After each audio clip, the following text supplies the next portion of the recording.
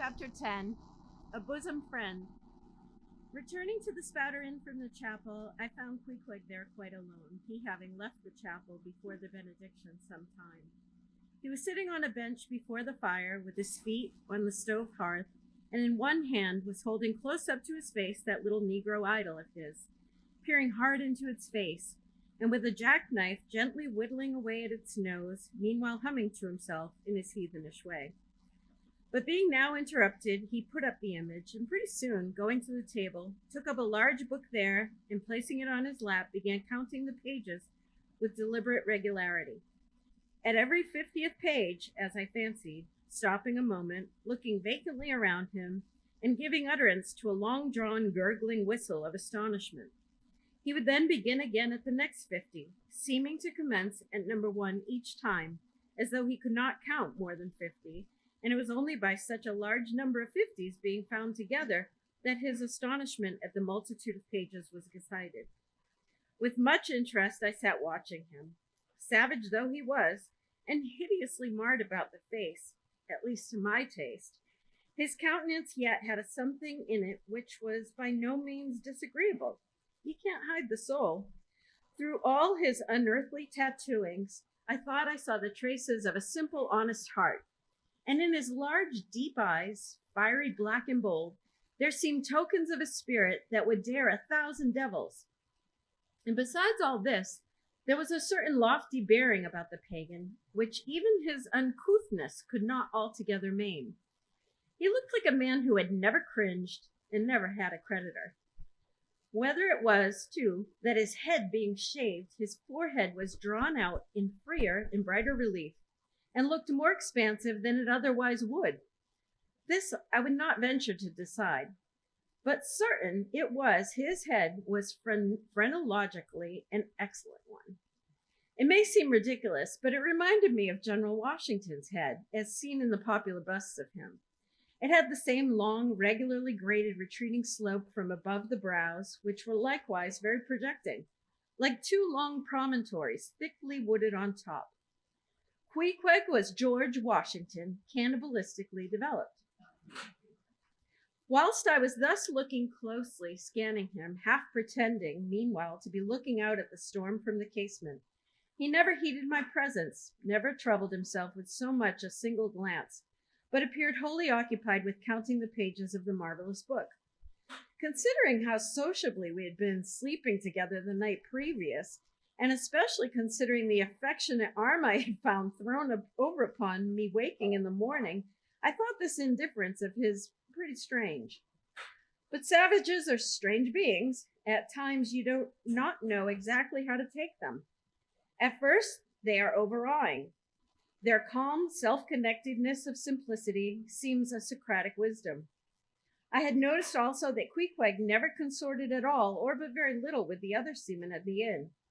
He made no advances whatever, appeared to have no desire to enlarge the circle of his acquaintances. All this struck me as mightily singular, yet upon second thoughts there was something almost sublime in it.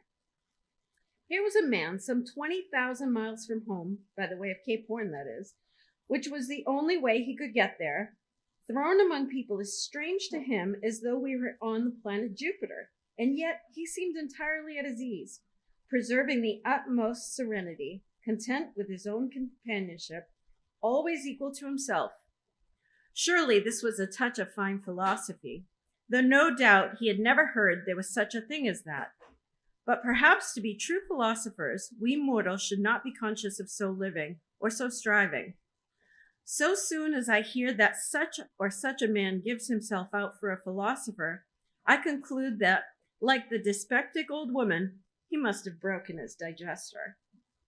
As I sat there in that now lonely room, the fire burning low in that mild stage, when after its first intensity has warmed the air, it then only glows to be looked at, the evening shades and phantoms gathering round the casements and peering in upon us silent, solitary twain, the storm booming without in solemn swells, I began to be sensible of strange feelings.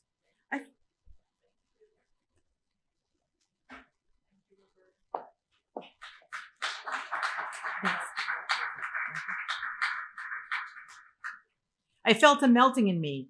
No more my splintered heart and maddened hand were turned against the wolfish world. This soothing savage had redeemed it.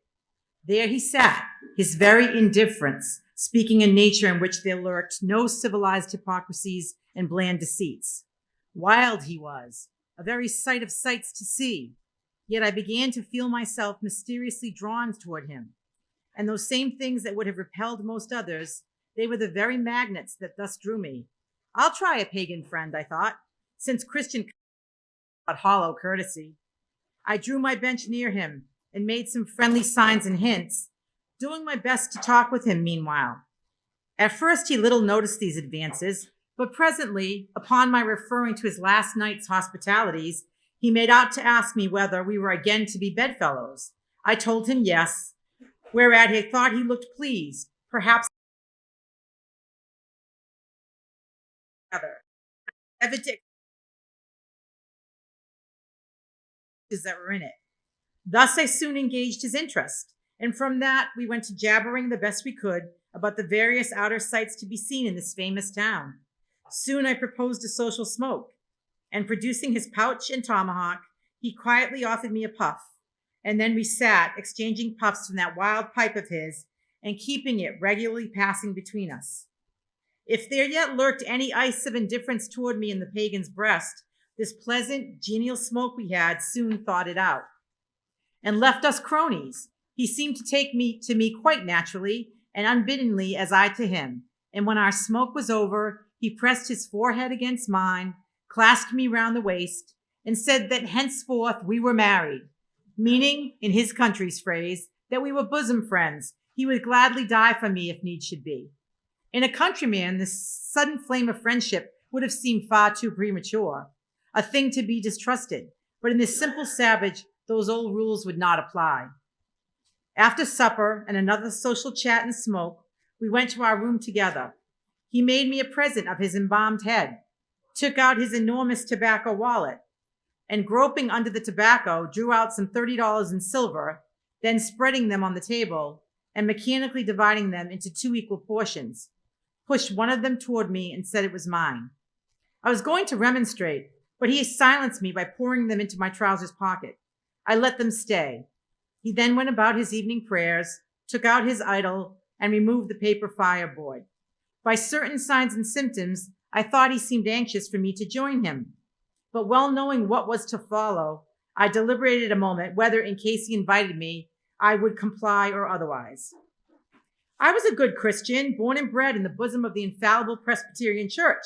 How then could I unite with this wild idolater in worshiping his piece of wood? But what is worship, I thought? Do you suppose now, Ishmael, that the magnanimous God of heaven and earth, pagans and all included, can possibly be jealous of an insignificant bit of black wood? Impossible. But what is worship? To do the will of God, that is worship. And what is the will of God? To do to my fellow man that what I would have my fellow man do to me. That is the will of God. Now, Queequeg is my fellow man. And what do I wish this Queequeg would do to me? Well, unite me in my particular Presbyterian form of worship. Consequently, I must then unite with him in hers. Ergo, I must turn an idolater. So I kindled the shavings, helped prop up the innocent little idol, offered him burnt biscuit with Queequeg, salaamed before him twice or thrice, kissed his nose, and that done, we undressed and went to bed, at peace with our own conscience and all the world. But we did not go to sleep without some little chat. How it is, I know not, but there is no place like a bed for confidential disclosures between friends. Man and wife, they say, they're open the very bottom of their souls to each other, and some old couples often lie and chat over old times till nearly morning. Thus, then, in our heart's honeymoon, lay I and Queequeg, a cozy, loving pair. Chapter 11.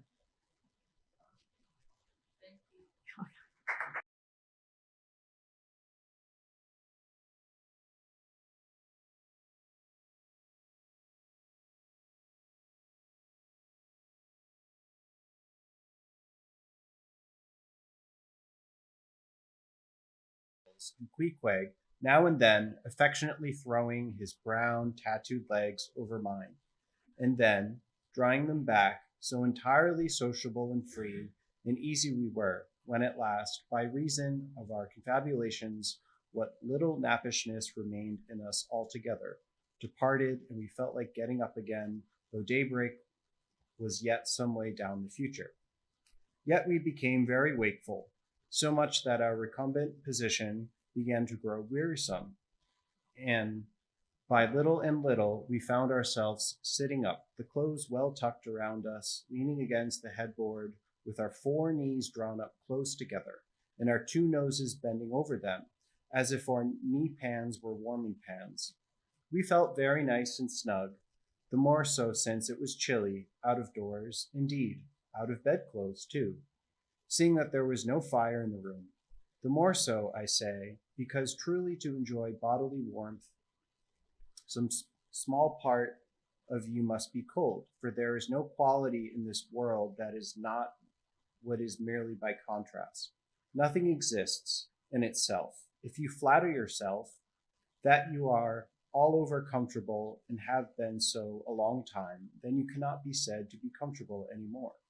But if, like Queequeg and me in the bed, the tip of your nose or the crown of your head be slightly chilled, why then, indeed, in the general consciousness, you feel most delightfully and unmistakably warm. For this reason, a sleeping apartment should never be furnished with a fire, which is one of the luxurious discomforts of the rich.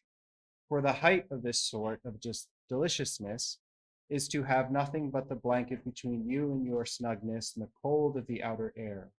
Then there you lie, the one warm spark in the heat of an Arctic crystal.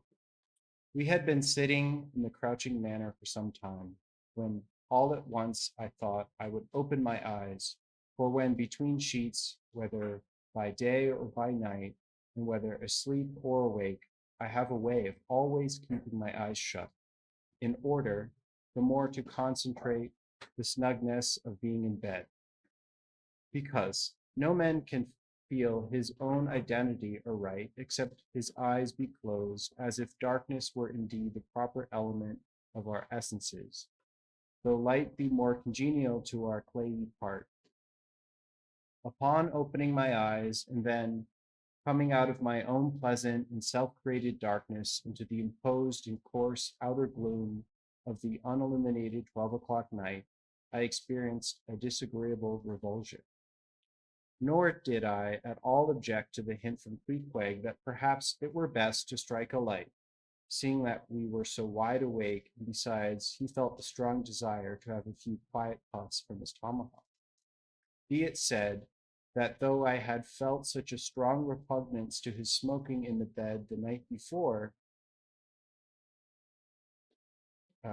yet see how elastic our stiff prejudices grow when love once comes to bend them. For now I like nothing better than to have Queequeg smoking by me, even in bed, because he seemed to be full of such serene household joy then. I no more felt unduly concerned for the landlord's policy of insurance. I was only alive to the condensed, confidential comfortableness of sharing a pipe and a blanket with a real friend.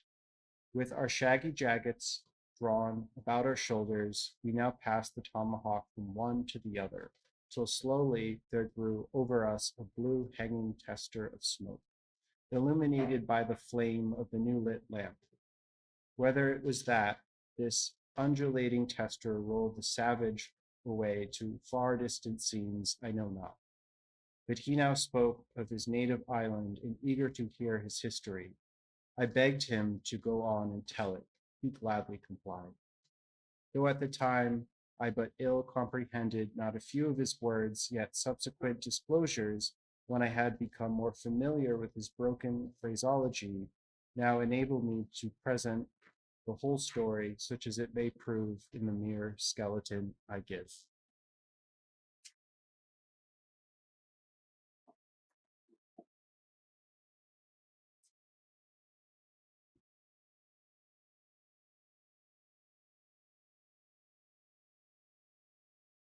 Chapter 12, Biographical. Queequeg was a native of Cocovoko, an island far away in the west and south. It is not down in any map. True places never are. When a new hatched savage running wild about his native woodlands in a grass clout, followed by a nibbling goat, as if he were a green sapling, even then in Queequeg's ambitious soul lurked a strong desire to see something more of Christendom than a specimen whaler or two. His father was a high chief, a king, his uncle a high priest, and on the maternal side he boasted aunts who were the wives of unconquerable warriors. There was excellent blood in his veins, royal stuff, though sadly vitiated, I fear, by the cannibal propensity he nourished in his untutored youth. At Sag Harbor, ship visited his father's bay, and Queequeg sought passage to Christian lands. But the ship, having her full complement of seamen, spurned his suit. Not all the king, his father's influence could prevail, but Queequeg vowed a vow. Alone in his canoe, he paddled off to a distant strait, which he knew the ship must pass through when she quitted the island. On one side was a coral reef, on the other a low tongue of land, covered with mangrove thickets that grew out into the water.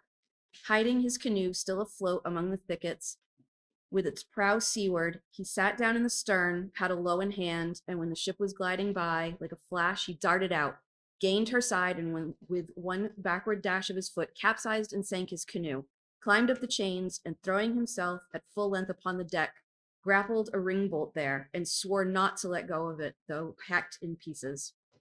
In vain the captain threatened to throw him overboard, suspended a cutlass over his naked wrists.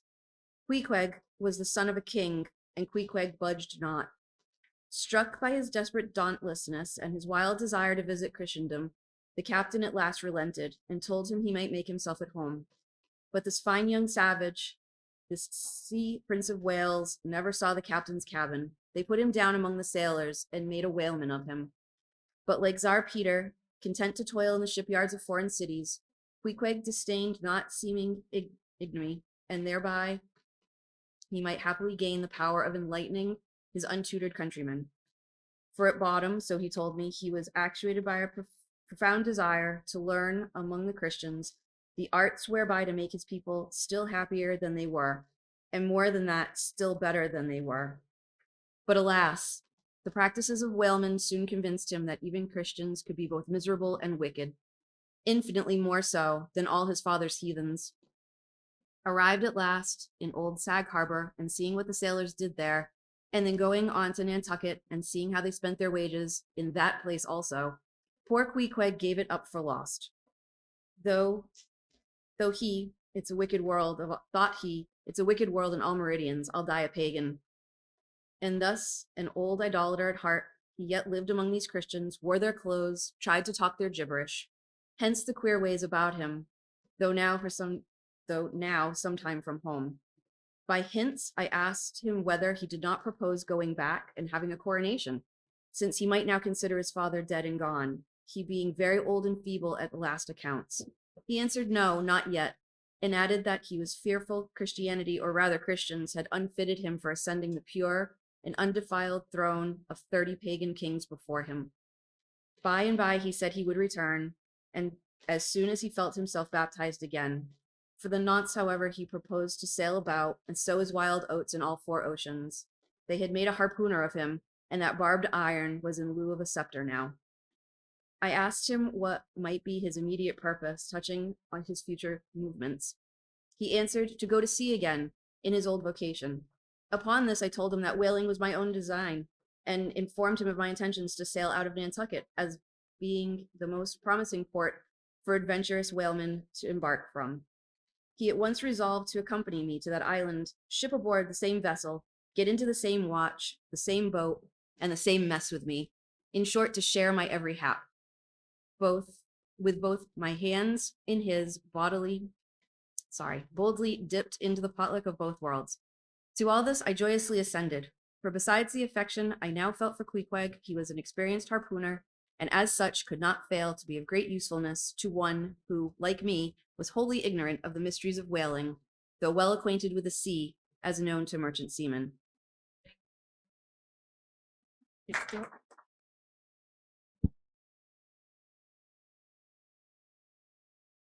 His story being ended with his pipe's last dying puff, Queequeg embraced me, pressed his forehead against mine, and blowing out the light, we rolled over from each other this way and that, and very soon were sleeping. Chapter 13, Wheelbarrow. Next morning, Monday, after disposing of the embalmed head to a barber for a block, I settled my own and comrade's bill, using, however, my comrade's money. The grinning landlord, as well as the boarders, seemed amazingly tickled at the sudden friendship which had sprung up between me and Queequeg, especially as Peter Corbin's cock and bull stories about him had previously so much alarmed me, concerning the very person whom now I companioned with.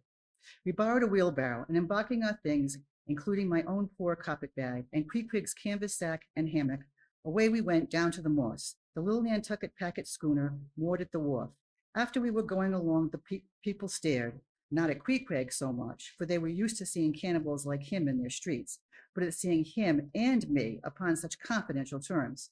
But we heeded them not, going along, reeling the barrow by turns, and Queequeg now and then stopping to adjust the sheath on his harpoon bobs. I asked him why he carried such a troublesome thing with him ashore, and whether all whaling ships did not find their own harpoons.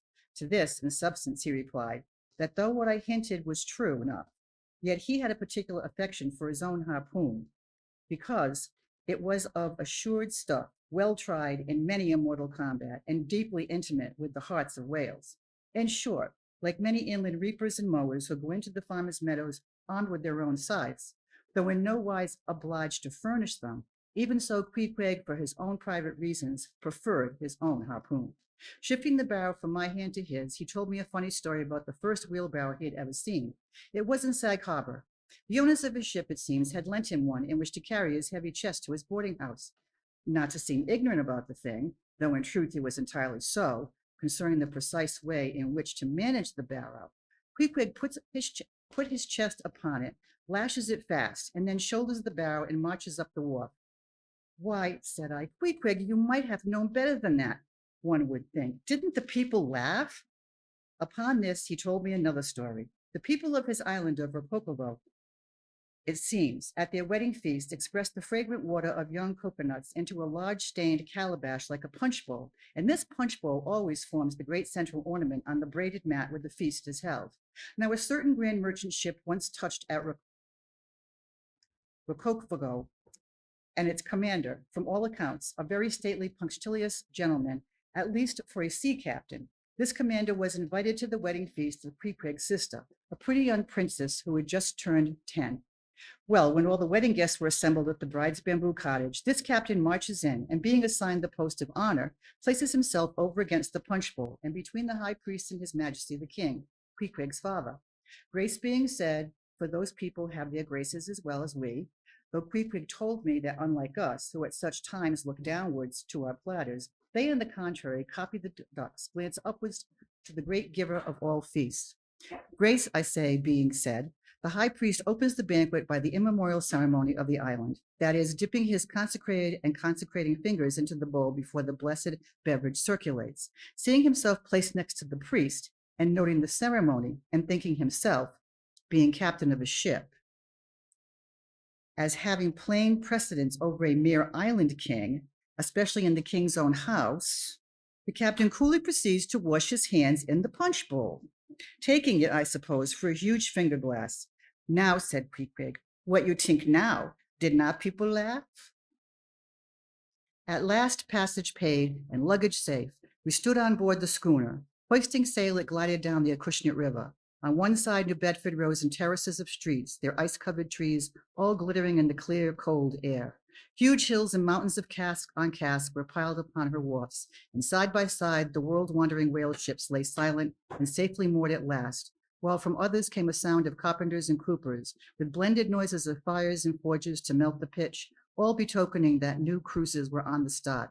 That one most perilous and long voyage ended only begins a second, and a second ended only begins a third, and so on forever and aye.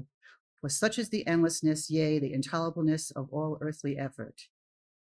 Gaining the more open water, the bracing breeze waxed fresh. The little Morse tossed the quick foam from her bows as a young colt his snortings. How I snuffed that tartar air! How I spurned that turnpike earth, that common highway all over dented with the marks of slavish heels and hoofs, and turned me to admire the magnanimity of the sea, which will permit no records. At the same foam fountain, Queequeg seemed to drink and reel with me. His dusky nostrils swelled apart. He showed his filed and pointed teeth. And on we flew, and our offing gained. The Morse did homage to the blast, ducked and dived her bows as a slave before the Sultan. Sideways leaning, we sideways darted, every rope yarn tingling like a wire, the two tall masts buckling like Indian canes and island tornadoes.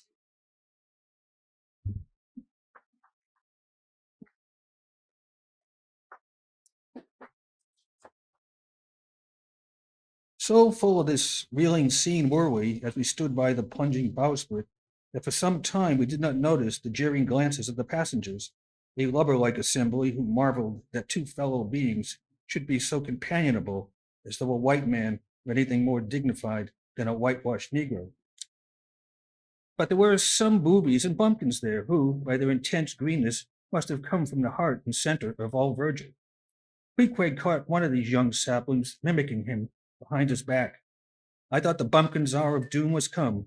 Dropping his harpoon, the brawny savage caught him in his arms, and by an almost miraculous dexterity and strength, sent him high up bodily into the air, then slightly tapping his stern in mid-somerset, the fellow landed with bursting lungs upon his feet, while Queequeg, turning his back upon him, lighted his tomahawk pipe and passed it to me for a puff. Captain, Captain, yelled the bumpkin, running towards the officer. Captain, Captain, he's the devil. Hello, you, sir, cried the captain, a gaunt rib of the sea, stalking up to Queequeg. What in thunder do you mean by that? Don't you know you might have killed that chap? What him say, said Queequeg, as he mildly turned to me.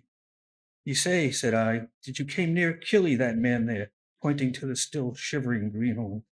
Killy, cried Queequeg, twisting his tattooed face into an unearthly expression of disdain. Ah, him very small fishy. Queequeg no killy smally fishy. Queequeg killy big whale. Look, you, roared the captain, I'll killy you, you cannibal, if you try any more of your tricks aboard here, so mind your eye. But it so happened just then that it was the high time for the captain to mind his own eye. The prodigious strain upon the mainsail had parted the weather sheet, and the tremendous boom was now flying from side to side, completely sweeping the entire after part of the deck. The poor fellow whom Queequeg had handled so roughly was swept overboard. All hands were in a panic, and to attempt snatching at the boom to stay it seemed madness. It flew from right to left and back again, almost in one ticking of a watch, and every instant seemed on the point of snapping into splinters. Nothing was done, and nothing seemed capable of being done. Those on deck rushed towards the bows and stood eyeing the boom, as if it were the lower jaw of an exasperated whale.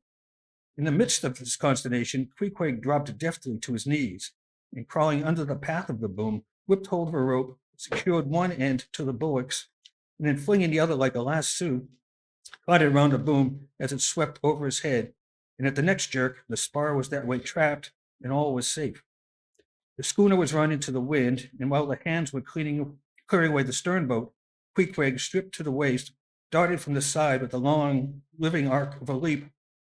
For 3 minutes or more, he was seen swimming like a dog, throwing his long arms straight out before him, and by turns revealing his brawny shoulders through the freezing foam.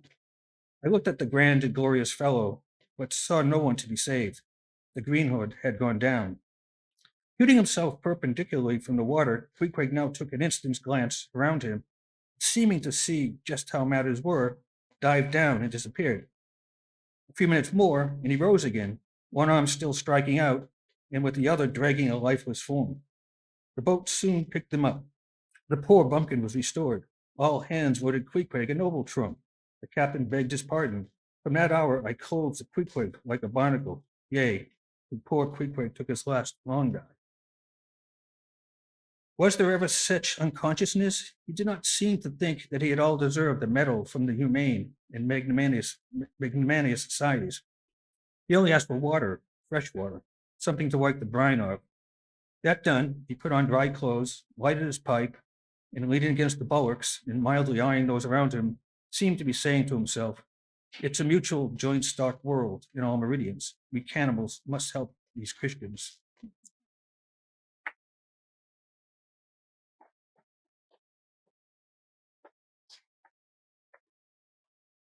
Chapter 14, Nantucket. Nothing more happened on the passage worthy the mentioning, so after a fine run, we safely arrived in Nantucket. Nantucket! Take out your map and look at it. See what a real corner of the world it occupies, how it stands there, away offshore, more lonely than the Eddystone Lighthouse. Look at it, a mere hillock, an elbow of sand, all beach, without a background. There is more sand there than you would use in 20 years as a substitute for blotting paper. Some gamesome whites will tell you that they have to plant weeds there, they don't grow naturally, that they import Canada thistles, that they have to send beyond seas for a spile to stop a leak in an oil cask, that pieces of wood in Nantucket are carried about like bits of the true cross in Rome, that people there plant toadstools before their houses to get under the shade in summertime, that one blade of grass makes an oasis, 3 blades in a day's walk a prairie, that they wear quicksand shoes, something like Laplander snowshoes, that they are so shut up, belted about, every way enclosed, surrounded, and make an utter island of by the ocean, that to their very chairs and tables, small clams will sometimes be found adhering, as to the backs of sea turtles. But these extravaganzas only show that Nantucket is no Illinois. Look now at the wondrous traditional story of how this island was settled by the red men. Thus goes the legend. In olden times, an eagle swooped down upon the New England coast and carried off an infant Indian in his talons. With loud lament, the parents saw their child borne out of sight over the wide waters. They resolved to follow in the same direction. Setting out in their canoes, after a perilous passage, they discovered the island, and there they found an empty ivory casket, the poor little Indian's skeleton. What wonder, then, that these Nantucketers, born on a beach, should take to the sea for a livelihood? They first caught crabs and quahogs in the sand. Grown bolder, they waded out with nets for mackerel. More experienced, they pushed off in boats and captured cod, and at last, launching a navy of great ships on the sea, explored this watery world, put an incessant belt of circumnavigations round it, peeped in at Bering Straits, and in all seasons and all oceans declared everlasting war with the mightiest animated mass that has survived the flood, most monstrous and most mountainous, that Himalayan salt sea mastodon, clothed with such portentousness of unconscious power that his very panics are more to be dreaded than his most fearless and malicious assaults. And thus have these naked Nantucketers, these sea hermits, issuing from their anthill in the sea, overrun and conquered the watery world like so many Alexanders, parceling out among them the Atlantic, Pacific, and Indian Oceans, as the 3 pirate powers did Poland. Let America add Mexico to Texas, and pile Cuba upon Canada. Let the English overswarm all India, and hang out their blazing banner from the sun. 2/3 of this terraqueous globe are the Nantucketers.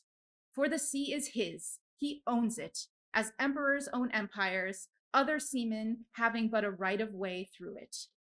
Merchant ships are but extension bridges, armed ones but floating forts, even pirates and privateers, though following the sea as highwaymen the road, they but plunder other ships, other fragments of the land like themselves, without seeking to draw their living from the bottomless deep itself. The Nantucketer, he alone resides and rests on the sea.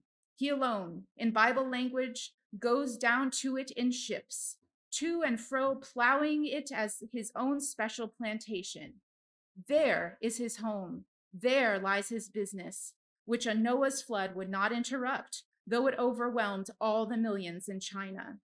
He lives on the sea, as prairie cocks in the prairie. He hides among the waves. He climbs them as chamois hunters climb the Alps. For years he knows not the land, so that when he comes to it at last, it smells like another world, more strangely than the moon would to an earthsman. With the landless gull that at sunset folds her wings and is rocked to sleep between billows, so at nightfall the Nantucketers, out of sight of land, furls his sails and lays him to his rest, while under his very pillow rush herds of walruses and whales.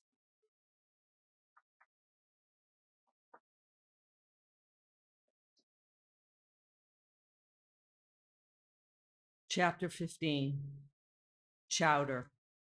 It was quite late in the evening when the little moss came snugly to the harbor, and Kikwi and I went ashore so we could attend to no business that day, at least none but supper and a bed.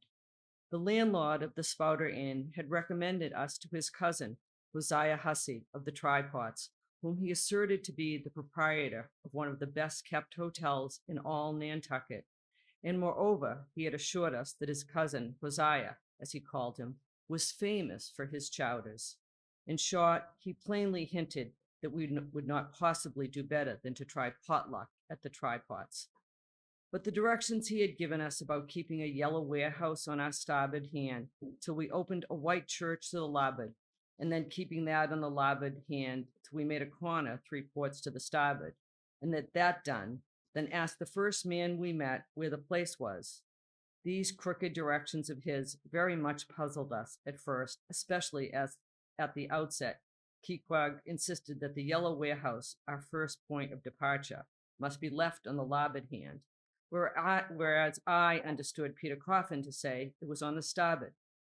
However, by dint of beating about a little in the dark, and now and then knocking up a peaceable inhabitant to inquire the way, we at last came to something which there was no mistaking.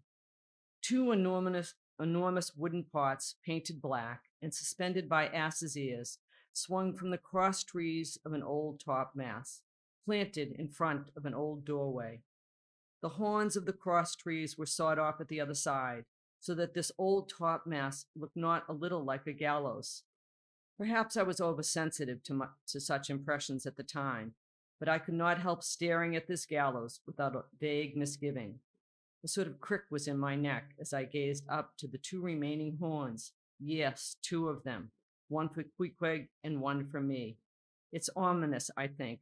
I, A. Coppin, my innkeeper, upon landing in my first whaling port, tombstone staring at me in the whaleman's chapel, and here a gallows, and a pair of prodigious black pots too.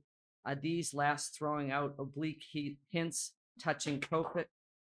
I was called from these reflections by the sight of a freckled woman with yellow hair and a yellow gown, standing in the porch of the inn under a dull red light swinging there that looked much like an injured eye, and carrying on a brisk scolding with a man in a purple woolen shirt.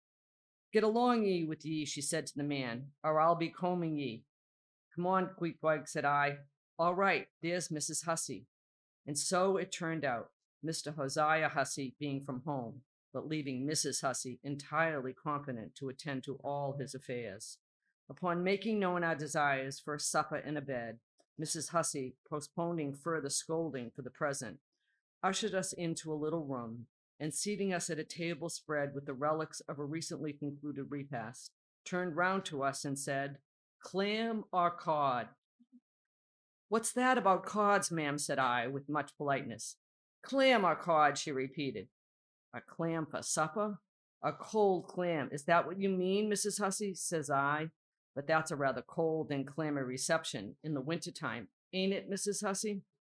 But being in a great hurry to resume scolding the man in the purple shirt, who was waiting for it in the entry, and seeming to hear nothing but the word clam, Mrs. Hussey hurried towards an open door leading to the kitchen, and bawling out, "Clam for 2," disappeared.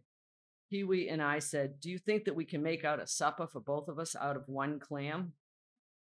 However, a warm and savory steam from the kitchen served to belie the apparent cheerlessness prospect before us.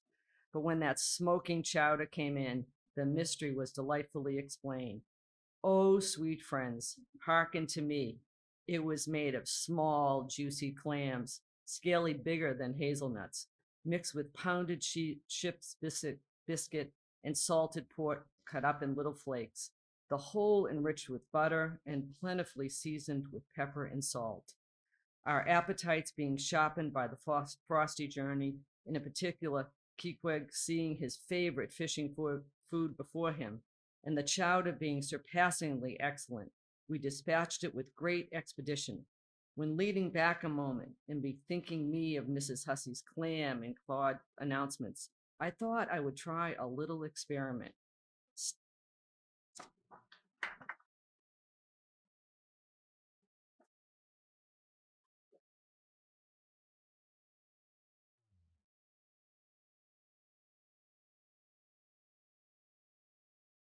Stepping into the kitchen door, I uttered the word cod with great emphasis and resumed my seat. In a few moments, the savory steam came forth again, but with a different flavor, and in good time a fine cod chowder was placed before us. We resumed business, and while plying our spoons in the bowl, thinks I to myself, I wonder now if this here has any effect on the head. What's that stultifying saying about chowder-headed people? But look, Queequeg, ain't that a live eel in your bowl? Where's your harpoon? Fishiest of all fishy places was the trypots, which well deserved its name, for the pots were always boiling chowders, chowder for breakfast, and chowder for dinner, and chowder for supper, so you began to look for fish bones coming through your clothes. The area before the house was paved with clamshells. Mrs. Hussey wore a polished necklace of codfish vertebrae, and Hosea Hussey had his account books bound in superior old shark skin. There was a fishy flavor to the milk, too, which I could not at all account for, till one morning, happening to take a stroll along the beach among some fishermen's boats, I saw Hosea's brindled cow feeding on fish remnants and marching along the sand, and each foot in a cod's decapitated head, looking very slipshod, I assure ye. Supper concluded, we received a lamp and directions from Mrs. Hussey concerning the nearest way to bed. But as Queequeg was about to precede me up the stairs, the lady reached forth her arm and demanded his harpoon. She allowed no harpoon in her chambers. Why not? I said.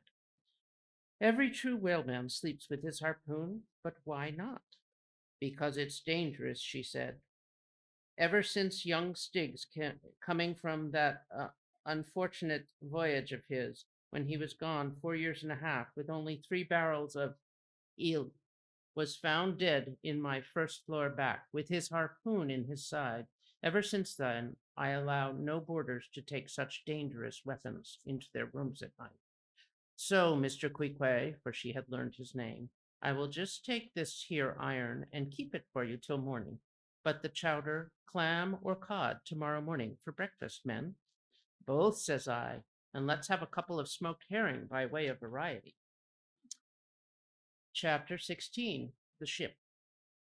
In bed, we concocted our plan for the morrow, but to my surprise and no small concern, Queequeg now gave me to understand that he had been diligently consulting with Yojo, the name of his black little god.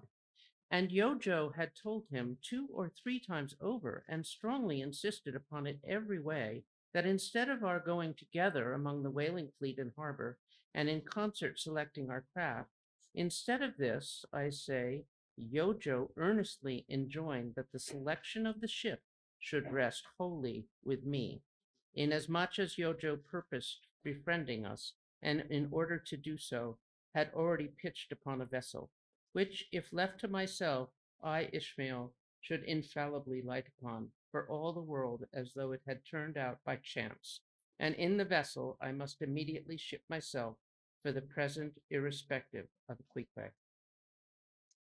I had forgotten to mention that in many things Queequeg placed great confidence in the excellence of Yojo's judgment and surprising forecast of things, and cherished Yojo with considerable esteem, as a rather good sort of god, who perhaps meant well enough upon the whole, but in all cases did not succeed in his benevolent designs. Now this plan of Queequeg's, or rather Yojo's, touching the selection of our craft, I did not like that plan at all. I had not a little relied upon Queequeg's sagacity to point out the whaler best fitted to carry us and our fortunes securely. But as all my remonstrances produced no effect upon Queequeg, I was obliged to acquiesce, and accordingly prepared to set about his business with a determined rush sort of energy and vigor that should quickly settle the trifling little affair.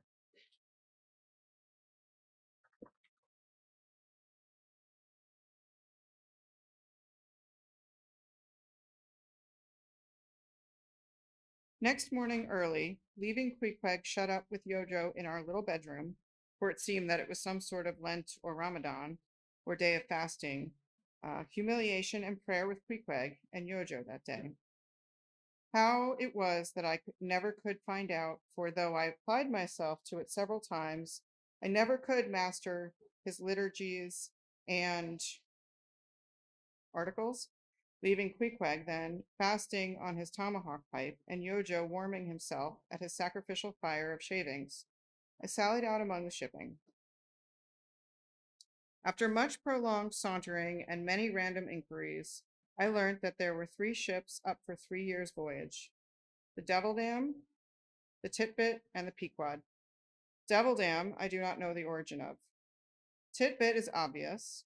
Pequod, you will no doubt remember, was the name of the celebrated tribe of Massachusetts Indians, now extinct as the ancient Mendes. I peered and pried about the Devil Dam, from her hopped over to the Titbit, and finally, going on board the Pequod, looked around for her for a moment, and then decided that this was the very ship for us. You may have seen many a quaint craft in your day, for aught I know, square-toed luggers, mountainous Japanese junks, butterbox galliots, and whatnot, but take my word for it, you never saw such a rare old craft as this same rare old Pequod. She was a ship of the old school, rather small if anything, with an old-fashioned claw-footed look about her. Long seasoned and weather-stained in the typhoons and calms of all 4 oceans, her old hull's complexion was darkened like a French grenadier's who has alike fought in Egypt and Siberia. Her venerable bows looked bearded, her masts cut somewhere on the coast of Japan, where her original ones were lost overboard in a gale. Her masts stood stiffly up like the spines of the 3 kings of old Colony. Her ancient decks were worn and wrinkled, like the pilgrim worshipped flagstone in the Canterbury Cathedral, where Becket bled. But to all these, her old antiquities were added new and marvelous features, pertaining to the wild business that for more than half a century she had followed. Old Captain Peleg, many years her chief mate, before he commanded another vessel of his own, and now a retired seaman and one of the principal owners of the Pequod. This old Peleg, during the term of his chief mateship, had built upon her original grotesqueness and inlaid it all over with a quaintness both of material and device, unmatched by anything except it be Thorkilhake's carved buckler or bedstead. She was apparelled like any barbaric Ethiopian emperor, his neck heavy with pendants of polished ivory. She was a thing of trophies, a cannibal of a craft, a tricking herself forth in the chaste bones of her enemies. All round her unpaneled open bulwarks were garnished like one continuous jaw with the long sharp teeth of the sperm whale, inserted there for pins to fasten her old hempen thews and tendons to. Those ran not through the base blocks of land wood, but deftly traveled over sheaves of sea ivory, scorning a turnstile wheel at her reverend helm. She sported there a tiller, and that tiller was in one mass, curiously carved from the long, narrow lower jaw of her hereditary foe. The helmsman, who steered by that tiller in a tempest, felt like the Tartar when he holds back his fiery steed by clutching his jaws. A noble craft, but somehow a most melancholy. All noble things are touched with that. Now, when I looked about the quarter-deck for someone having authority in order to propose myself as a candidate for the voyage, at first I saw nobody, but I could not well overlook the strange sort of tent, or rather wigwam, pitched a little behind the main mast. It seemed only a temporary erection used in port. It was one of a conical shape, some 10 feet high, consisting of the long, huge slabs of limber black bone taken from the middle and highest part of the jaws of the right whale. Planted with their broad ends on the deck, a circle of these slabs laced together mutually sloped towards each other, and at the apex united in a tufted point where the loose hairy fibers waved to and fro like the top knot on some old Potawatomi sachem's head. Triangular opening faced towards the bows of the ship, so that the insider commanded a complete view forward.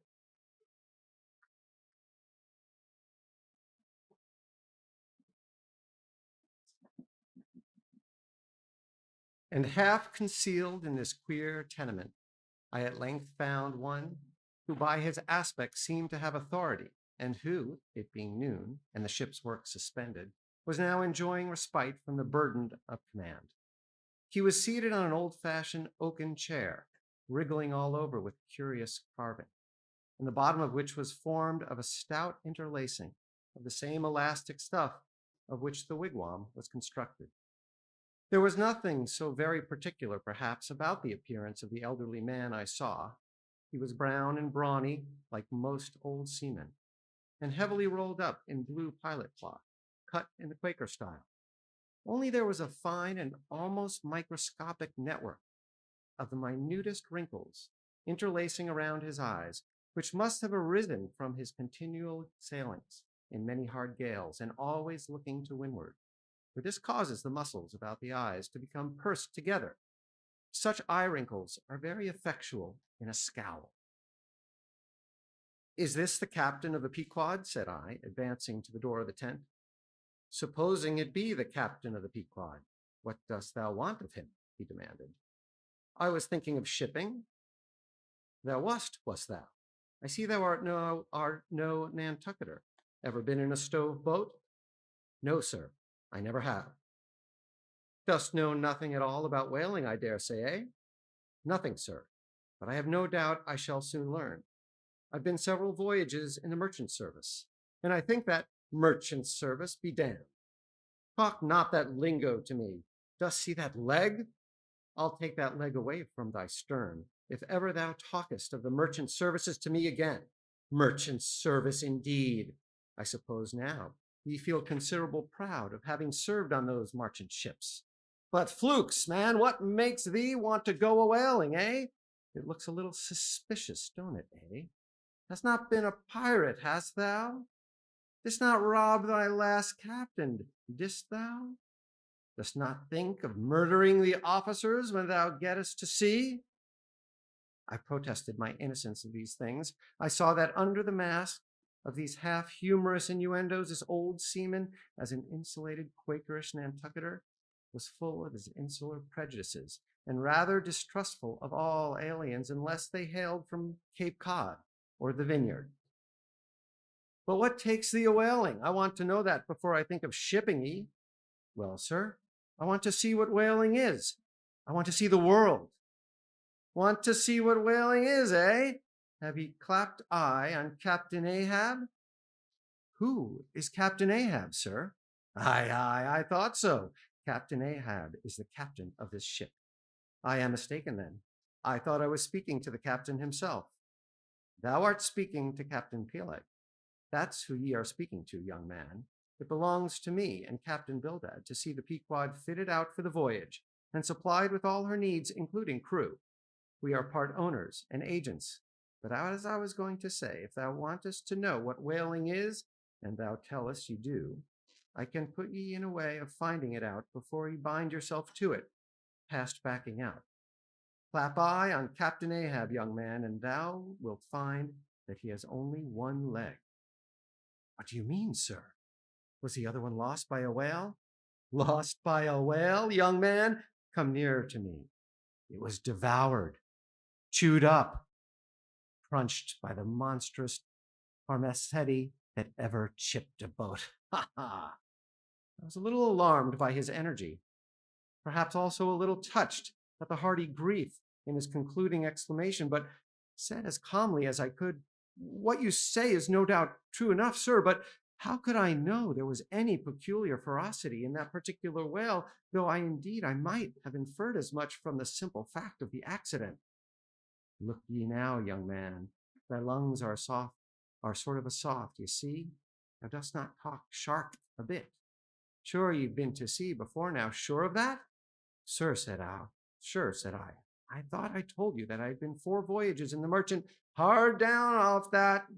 Might what I said about the merchant service. Don't aggravate me." "I won't have it. But let us understand each other. I have given thee a hint about what whaling is. You yet feel inclined for it?" "I do, sir."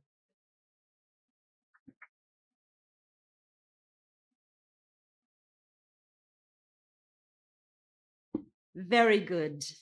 Now, art thou the man to pitch a harpoon down a live whale's throat and then jump after it? Answer quick. I am, sir, if it should be positively indispensable to do so, not to be got rid of, that is, but which I don't take to be the fact. Good again. Now then, thou not only wantest to go a whaling to find out by experience what whaling is, but ye also want to go in order to see the world? Was that not what ye said? I thought so. Well then, just step forward there and take a peep over the weather bow, and then back to me and tell me what ye see there. For a moment I stood a little puzzled by this curious request, not knowing exactly how to take it, whether humorously or in earnest. But concentrating all his crow's feet into one scowl, Captain Peleg started me on the errand. Going forward and glancing over the weather bow, I perceived that the ship swinging to her anchor with the flood tide was now obliquely pointing towards the open ocean. The prospect was unlimited, but exceedingly monotonous and forbidding. Not the slightest variety that I could see. Well, what's the report? Said Peleg when I came back. What did you see? Not much, I replied. Nothing but water. Considerable horizon, though. And there's a squall coming up, I think. Well, what dost thou think then of seeing the world? Do ye wish to go round Cape Horn to see any more of it, eh? Can't ye see the world where ye stand? I was a little staggered, but go a whaling I must, and I would. And the Pequod was as good a ship as any, I thought the best. And all this I now repeated to Peleg. Seeing me so determined, he expressed his willingness to ship me. And thou mayest as well sign the papers right off, he added. Come along with ye. And so saying, he led the way below deck into the cabin. Seated on the transom was what seemed to me a most uncommon and surprising figure. It turned out to be Captain Bildad, who, along with Captain Peleg, was one of the largest owners of the vessel. The other shares, as is sometimes the case in these ports, being held by a crowd of old annuitants, widows, fatherless children, and chancery wards, each owning about the value of a timberhead, or a foot of a plank, or a nail or two in the ship. People in Nantucket invest their money in whaling vessels, the same way that you do yours in approved state stocks, bringing in good interest. Now Bildad, like Peleg, and indeed many other Nantucketers, was a Quaker, the island having been originally settled by that sect, and to this day its inhabitants in general retain in an uncommon measure the peculiarities of the Quaker, only variously and anomalously modified by things altogether alien and heterogeneous. For some of these same Quakers are the most sanguinary of all sailors and whale hunters. They are fighting Quakers. They are Quakers with a vengeance. So that there are instances among the men of who, named with scripter names, a singularly common fashion on the island, and in childhood naturally imbibing the stately, dramatic thee and thou of the Quaker idiom, still, from the audacious, daring, and boundless adventure of their subsequent lives, strangely blend with these unoutgrown peculiarities 1,000 bold dashes of character, not unworthy a Scandinavian sea king or a poetical pagan Roman. And when these things unite in a man of greatly superior natural force, with a globular brain and ponderous heart, who has also, by the stillness and seclusion of many long night watches in the remotest waters, and beneath constellations never seen here at the north, been led to think untraditionally and independently, receiving all nature's sweet or savage impressions fresh from her own virgin, voluntary, and confiding breast, and thereby chiefly, but with some help from accidental advantages, to learn a bold and nervous, lofty language that man makes one in the whole nation's census, a mighty pageant creature formed for noble tragedies.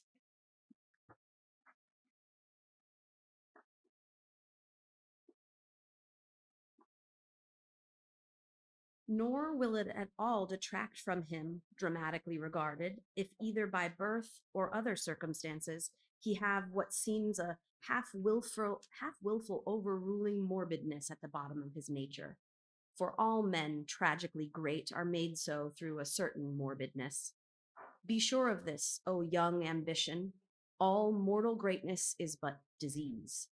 But as yet we have not to do with such an one, but with quite another, and still a man who, if indeed peculiar, it only results again from another phase of the Quaker, modified by individual circumstances.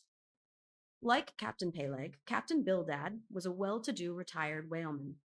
But unlike Captain Peleg, who cared not a rush for what are called serious things, and indeed deemed those selfsame serious things the veriest of all trifles, Captain Bildad had not only been originally educated according to the strictest sect of Nantucket Quakerism, but all his subsequent ocean life and the sight of many unclad, lovely island creatures round the Horn, all that had not moved this native-born Quaker one single jot, had not so much as altered one angle of his vest.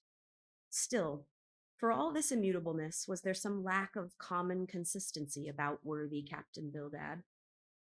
Though refusing from conscientious scruples to bear arms against land invaders, yet himself had illimitably invaded the Atlantic and Pacific, and though a sworn foe to human bloodshed, yet had he in his strange-bodied coat spilled tons upon tons of Leviathan gore.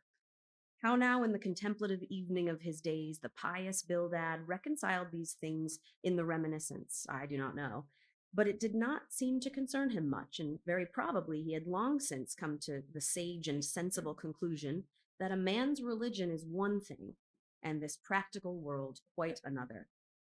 This world pays dividends. Rising from a little cabin boy in short clothes of the drabbest drab to a harpooner in a broad, shad-bellied waistcoat, from that becoming boat-header, chief mate and captain, and finally a ship-owner, Bildad, as I hinted before, had concluded his adventurous career by wholly retiring from active life at the goodly age of 60, and dedicating his remaining days to the quiet receiving of his well-earned income. Now Bildad, I am sorry to say, had the reputation of being an incorrigible old hunks, and in his seagoing days a bitter, hard taskmaster.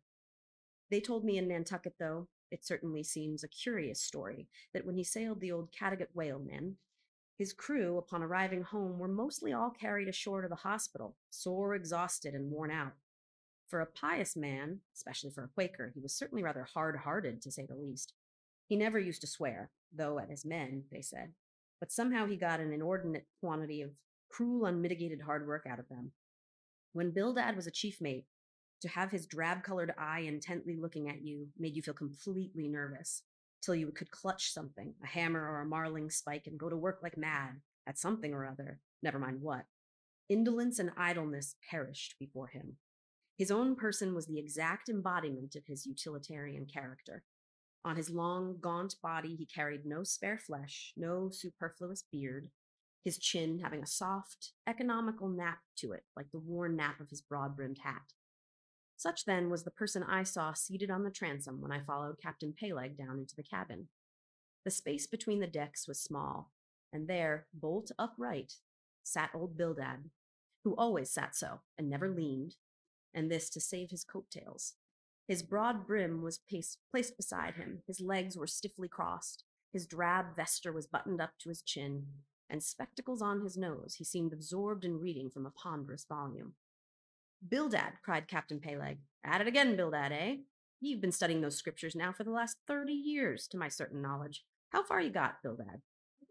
As if long habituated to such profane talk from his old shipmate, Bildad, without noticing his present irreverence, quietly looked up, and seeing me, glanced again inquiringly towards Peleg. He says he's our man, Bildad, says Peleg. He wants to ship. Dost thee, said Bildad in a hollow tone and turning round to me. I dost, said I unconsciously. He was so intense a Quaker. What do ye think of him, Bildad, said Peleg. He'll do, said Bildad, eyeing me, and then went on spelling away at his book in a mumbling tone quite audible. I thought him the queerest old Quaker I ever saw, especially as Peleg, his friend and old shipmate, seemed such a blusterer. But I said nothing, only looking round me sharply. Peleg now threw open a chest and, drawing forth the ship's articles, placed pen and ink before him and seated himself at a little table. I began to think it was high time to settle with myself at what terms I would be willing to engage for the voyage. I was already aware that in the whaling business they paid no wages, but all hands, including the captain, received certain shares of the profits called lays, and that these lays were proportioned to the degree of importance pertaining to the respective duties of the ship's company. I was also aware that being a green hand at whaling, my own lay would not be very large. But considering that I was used to the sea, could steer a ship, splice a rope, and all that, I made no doubt that from all I had heard, I should be offered at least the 275th lay. That is, the 275th part of the clear net proceeds of the voyage, whatever that might eventually amount to. And though the 275th lay was what they call a rather long lay, yet it was better than nothing, and if we had a lucky voyage, might pretty nearly pay for the clothing I would wear out on it, not to speak of my 3 years' beef and board, for which I would not have to pay one stiver.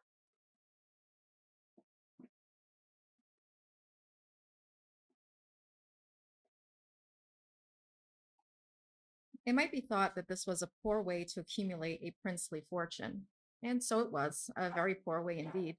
But I am one of those that never take on about princely fortunes, and am quite content if the world is ready to board and lodge me, while I am putting up at this grim sign of the thundercloud. Upon the whole, I thought that the 275th lay would be about the fair thing, but would not have been surprised had I been offered the 200th, considering I was of a broad-shouldered make. But one thing, nevertheless, that made me a little distrustful about receiving a generous share of the profits was this. Ashore, I had heard something of both Captain Peleg and his unaccountable old crony Bildad, how they had been the principal proprietors of the Pequod. Therefore, the other and more inconsiderable and scattered owners left nearly the whole management of the ship's affairs to these two. And I did not know but what the stingy old Bildad might have a mighty deal to say about shipping hands, especially as I now found him on board the Pequod, quite at home there in the cabin and reading his Bible as if at his own fireside. Now, while Peleg was vainly trying to mend a pen with his jackknife, old Bildad, to my no small surprise, considering that he was such an interested party in these proceedings, Bildad never heeded us, but went on mumbling to himself about of his book. Lay not up for yourselves treasures upon earth, where moth— Well, Captain Bildad, interrupted Peleg, what do you say? What lay shall we give this young man? Thou knowest best, was the sepulchral reply. The 777th wouldn't be too much, would it? Where moth and rust do corrupt, but lay. Lay indeed, thought I, and such a lay. The 777th? Well, old Bildad, you are determined that I, for one, shall not lay up many lays here below, where moth and rust do corrupt. It was an exceedingly long lay, that indeed, and though from the magnitude of the figure it might at first deceive a landsman, yet the slightest consideration will show that though 777 is a pretty large number, yet when you come to make a tenth of it, you will then see, I say, that the 777th part of a farthing is a good deal less than 777 gold doubloons, and so I thought at the time. Why, blast your eyes, Bildad, cried Peleg, thou dost not want to swindle this young man. He must have more than that. 777th again, said Bildad, without lifting his eyes, then went on mumbling, for where your treasure is, there will your heart be also. I'm going to put him down for the 300th, said Peleg. Do you hear that, Bildad? That 300th lay, I say. Bildad laid down his book and turning solemnly towards him said, Captain Peleg, thou hast a generous heart, but thou must consider the duty thou owest to the other owners of this ship, widows and orphans, many of them, and that if we too abundantly reward the labors of this young man, we may be taking the bread from those widows and those orphans. The 777th lay, Captain Peleg. Thou, Bildad, roared Peleg, starting up and clattering about the cabin. Blast ye, Captain Bildad, if I had followed thy advice in these matters, I would afore now had a conscience to lug about that would be heavy enough to founder the largest ship that ever sailed round Cape Horn. Captain Peleg, said Bildad steadily, thy conscience may be drawing 10 inches of water or 10 fathoms, I can't tell. But as thou art still an impenitent man, Captain Peleg, I greatly fear lest thy conscience but be a leaky one, and will in the end sink thee foundering down to the fiery pit, Captain Peleg.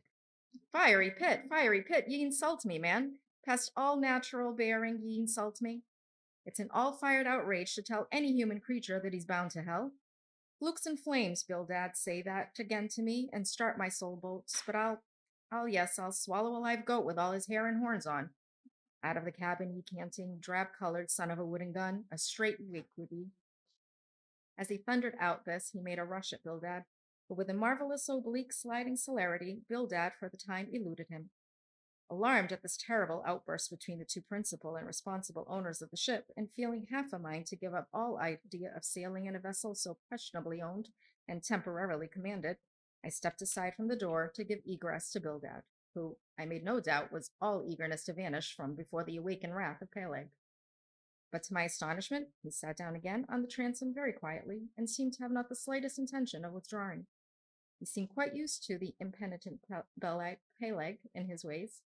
As for Peleg, after letting off his rage as he had, there seemed no more left in him, and he too sat down like a lamb, though he twitched a little as if nervously agitated. Phew, he whistled at last. The squall's gone off to leeward, I think. Bildad, thou used to be good at sharpening a lance. Mend that pen, will ye? My jackknife here needs a little grindstone. Thank ye, Bildad. Now then, my young man, Ishmael's thy name, did ye say? Well then, down you go here, Ishmael, for the 300th lay.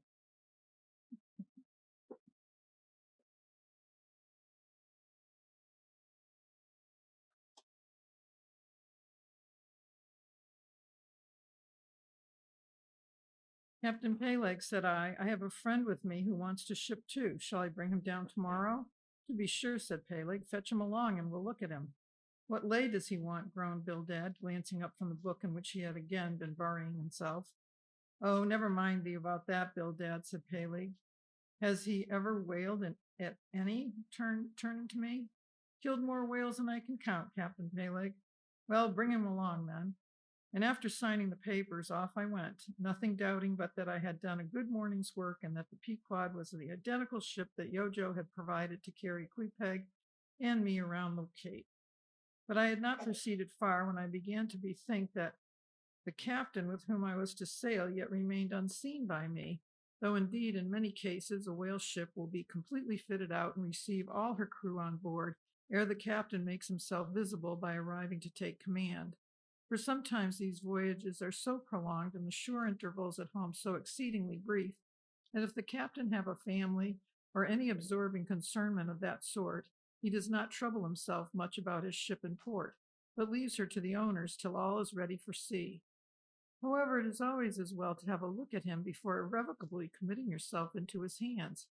Turning back, I accosted Captain Peleg, inquiring where Captain Ahab was to be found. And what does thou want of Captain Ahab? It's all right enough, thou art shipped. Yes, but I should like to see him. But I don't think thou wilt be able to at present. I don't know exactly what's the matter with him, but he keeps close inside the house, a sort of sick, and yet he don't look so. In fact, he ain't sick, but no, he isn't well either. Anyhow, young man, he won't always see me, so I don't suppose he will be. He's a queer man, Captain Ahab, so some think, but a good one. Oh, thou like him well enough, no fear, no fear. He's a grand, ungodly, godlike man, Captain Ahab. Doesn't speak much, but when he does speak, then you may well listen. Mark ye, be forewarned, Ahab's above the common. Ahab's been in colleges as well as among the cannibals, been used to deeper wonders than the waves, fixed his fiery lance in mightier, stranger foes than whales. His lance, the keenest and the surest that out of our isle. Oh, he ain't Captain Bildad, no, and he ain't Captain Peleg, no, he's Ahab, boy, and Ahab of old, thou knowest, was a crowned king, and a very vile one. When that wicked king was slain, the dogs, did they not lick his blood? Come hither to me, hither, said Peleg, with a significance in his eye that almost startled me. Look ye, lad, never say that on board the Pequod, never say it anywhere. Captain Ahab did not name himself. 'Twas a foolish, ignorant whim of his crazy widowed mother, who died when he was only a 12-month-old. And yet the old squaw Tistig at Gayhead said that the name would somehow prove prophetic. and perhaps other fools like her may tell thee the same. I wish to warn thee, it's a lie. I know Captain Ahab well. I've sailed with him as mate years ago. I know what he is, a good man, not a pious, good man, like Bildad, but a swearing good man, something like me, only there's a good deal more of him. I know that he was never very jolly, and I know that on the passage home he was a little out of his mind for a spell. But it was the sharp-shooting pains in his bleeding stump that brought that about, as anyone might see. I know, too, that ever since he lost his leg last voyage by that accursed whale, he's been a kind of moody, desperate moody, and savage sometimes, but that will all pass. And once for all, let me tell thee and assure thee, young man, it's better to sail with a moody good captain than a laughing bad one.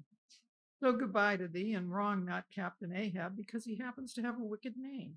Besides, my boy, he has a wife, not 3 voyages wedded, a sweet, resigned girl. Think of that. By that sweet girl, that old man has a child. Hold ye there can be any utter hopeless harm in Ahab? No, no, my lad, stricken, blasted, if he be, Ahab has his humanities. As I walked away, I was full of thoughtfulness. What had been incidentally revealed to me of Captain Ahab filled me with a certain wild vagueness of painfulness concerning him. And somehow at the time I felt a sympathy and a sorrow for him, but for I don't know what, unless it was the cruel loss of his leg. And yet I also felt a strange awe of him, that sort of awe which I cannot all describe, was not exactly awe. I do not know what it was, but I felt it, and it did not disincline me towards him, though I felt impatience at what seemed like mystery in him, so imperfectly as he was known to me then. However, my thoughts were at length carried in other directions, so that for the present dark Ahab slipped my mind.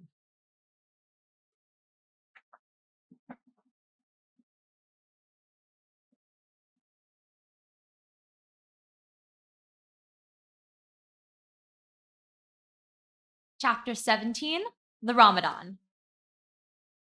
As Queequeg's Ramadan, or fasting and humiliation, was to continue all day, I did not choose to disturb him till towards nightfall, for I cherish the greatest respect towards everybody's religious obligations, never mind how comical, and could not find it in my heart to undervalue even a congregation of ants worshipping a toadstool, or those other creatures, in certain parts of our earth, who with a degree of footmanism quite unprecedented in other planets, bow down before the torso of a deceased landed proprietor merely on account of the inordinate possessions yet owned and rented in his name.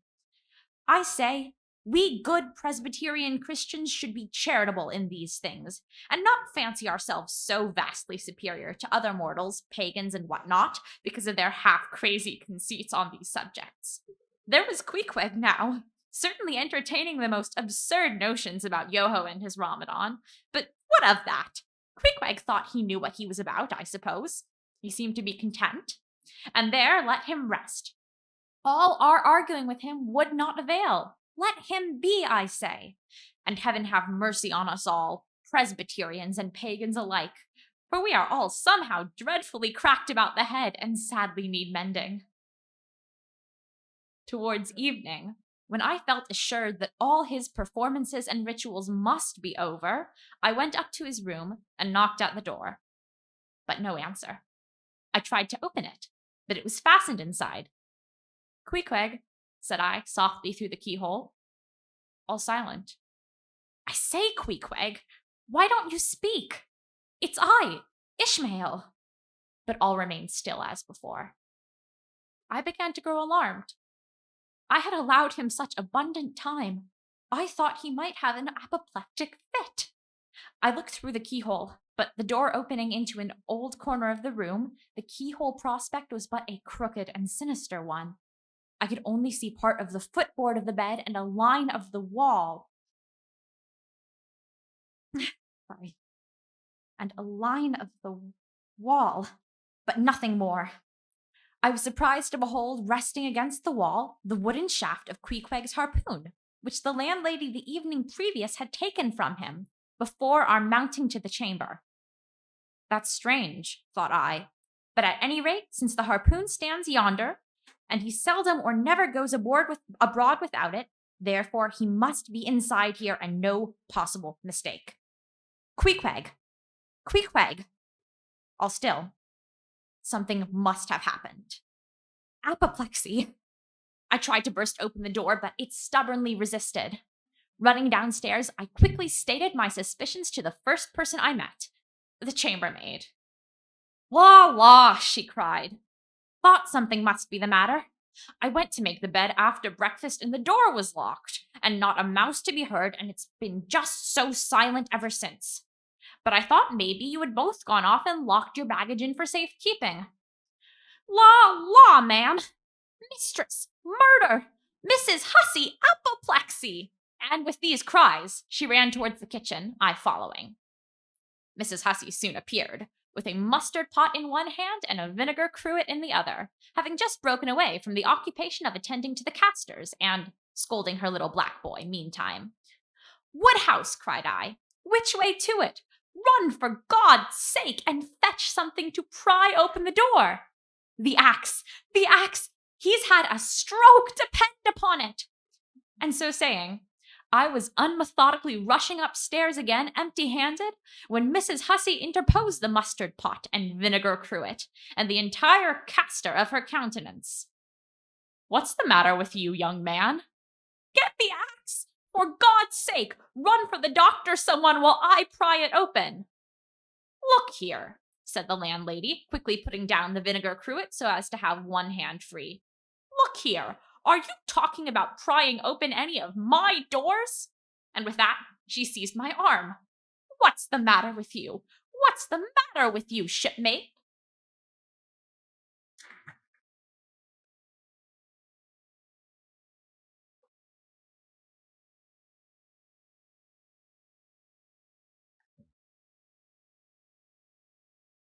As in a calm but rapid a manner as possible, I gave her to understand the whole case, unconsciously clapping the vinegar cruet to one side of her nose. She ruminated for an instant, then exclaimed, No, I haven't seen it since I put it there. Running to a little closet under the landing of the stairs, she glanced in and, returning, told me that Queequeg's harpoon was missing. He's killed himself, she cried. It's unfortunate Stig's done over again. There goes another counterpane. God pity his poor mother. It will be the ruin of my house. But has the poor lad a sister? Where's that girl? There, Betty, go to Snarls the painter and tell him to paint me a sign with no suicides permitted here and no smoking in the parlor. Might as well kill both birds at once. Kill? The Lord be merciful to his ghost. What's that noise there? You, young man, avast there. And running up after me, she caught me as I was again trying to force open the door. I won't allow it. I won't have my premises spoiled. Go for the locksmith. There's one about a mile from here, but avast! Putting her hand in the side pocket. Here's a key that'll fit, I guess. Let's see. And with that, she turned it into the lock. But alas, Queequeg's supplemental bolt remained unwithdrawn within. Have to burst it open, said I, and was running down the entry a little for a good start when the landlady caught at me, again vowing I should not break down her premises. But I tore from her, and with a sudden bodily rush, dashed myself full against the mark. With a prodigious noise, the door flew open, and the knot slamming against the wall sent the plaster to the ceiling. And there, good heavens, there sat Queequeg, altogether cool and self-collected, right in the middle of the room, squatting on his hands and holding Yojo on top of his head. He looked neither one way nor the other way, but sat like a carved image with scarce a sign of active life. Queequeg, said I, going up to him. Queequeg, what's the matter with you? He ain't been a-sitting on so all day, has he? Said the landlady. But all we said, not a word could we drag out of him. I almost felt like pushing him over so as to change his position, for it was almost intolerable. It seemed so painfully and unnaturally constrained, especially as in all probability, he had been sitting for upwards of 8 or 10 hours, going too without his regular meals. "Mrs. Hussey," said I, "he's alive at all events, so leave us, if you please, and I will see to this strange affair myself." Closing the door upon the landlady, I endeavored to prevail upon Queequeg to take a chair, but in vain. There he sat, and all he could do for all my polite arts and blandishments. He would not move a peg, nor say a single word, nor even look at me, nor notice my presence in any the slightest way. I wonder, thought I, if this can be possibly part of his Ramadan. Do they fast on their hams in this way in his native island? It must be so. Yes, it's part of his creed, I suppose. Well, then, let him rest. He'll get up sooner or later, no doubt. It can't last forever, thank God, and his Ramadan only comes once a year, and I don't believe it's very punctual then. I went down to supper. After sitting a long time listening to the long stories of some sailors who had just come down from a plum-pudding voyage, as they called it, that is, a short whaling voyage in a schooner or brig, confined to the north of the line and the Atlantic Ocean only. After listening to these plum-puddingers till nearly 11 o'clock, I went upstairs to go to bed, feeling quite sure by this time Queequeg must certainly have brought his Ramadan to a termination. But no, there he was, just where I had left him. He had not stirred an inch. I began to grow vexed with him. It seemed so downright senseless and insane to be sitting there all day and half the night on his hams in a cold room, holding a piece of wood on his head. Thank you.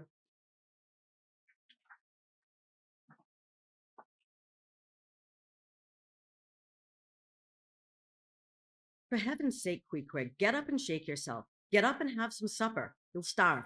You'll kill yourself, Queequeg. But not a word did he reply. Despairing of him, therefore, I determined to go to bed and to sleep, and no doubt before a great while he would follow me. But previous to turning in, I took my heavy bearskin jacket and threw it over him, as it promised to be a very cold night, and he had nothing on but his ordinary round jacket on. For some time, do all I would, I could not get to the faintest doze. I had blown out the candle, and the mere thought of Queequeg, not 4 feet off, sitting there in that uneasy position, stark alone in the cold and dark. This made me really wretched. Think of it, sleeping all night in the same room with a wide-awake pagan on his hams in this dreary, unaccountable Ramadan. But somehow I dropped off at last, and knew nothing more till break of day, when, looking over the bedside, there squatted Queequeg, as he had been screwed down to the floor. But as soon as the first glimpse of sun entered the window, he got up, with stiff and grating joints, but with a cheerful look, limped towards me where I lay, pressed his forehead against mine, and said his Ramadan was over. Now, as I before hinted, I have no objection to any person's religion, be it what it may, so long as that person does not kill or insult any other person, because that other person don't believe it also.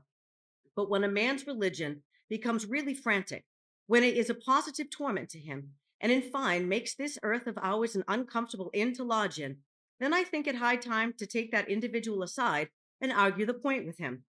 And just so now I did with Queequeg. Queequeg, said I, get into bed now and lie and listen to me.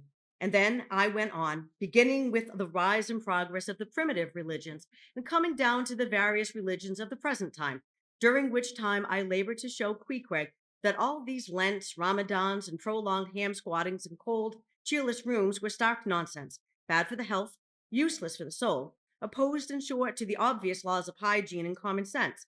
I told him, too, that he being in other things such an extremely sensible and sagacious savage, it pained me, very badly pained me, to see him now so deplorably foolish about this ridiculous Ramadan of his. Besides, argued I, fasting makes the body cave in. Hence the spirit caves in, and all thoughts born of a fast must necessarily be half-starved. This is the reason why most dyspeptic religionists cherish such melancholy notions about their hereafters.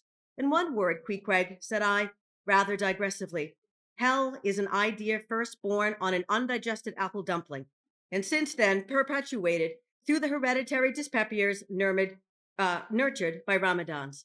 I then asked Queequeg whether he himself was ever troubled with dyspepsia, expressing the idea very plainly so that he could take it in. He said no, only upon one memorable occasion. It was after a great feast given by his father, the king, on the gaining of a great battle wherein 50 of the enemy had been killed about 2 o'clock in the afternoon, and all cooked and eaten that very evening. No more, Queequeg, said I, shuddering, that will do, for I knew the inferences for he further hinted at them. I had seen a sailor who had visited that very island, and he told me that it was the custom, when a great battle had been gained there, to barbecue all the slain in the yard or garden of the victor, and then, one by one, they were placed in great wooden trenches and garnished round like a pilau, with breadfruit and coconuts, and with some parsley in their mouths. They were then sent round by the victor's compliments to all his friends, just as though these presents were so many Christmas turkeys. After all, I do not think that my remarks about religion made much impression upon Queequeg, because, in the first place, he somehow seems dull of hearing on that important subject, unless considered from his own point of view, and in the second place, he did not more than 1/3 understand me, couch my ideas simply as I would, and finally, he no doubt thought he knew a good deal more about the true religion than I. He looked at me with a sort of condescending concern and compassion, as though he thought it a great pity that such a sensible young man should be so hopelessly lost to evangelical pagan piety. Thank you.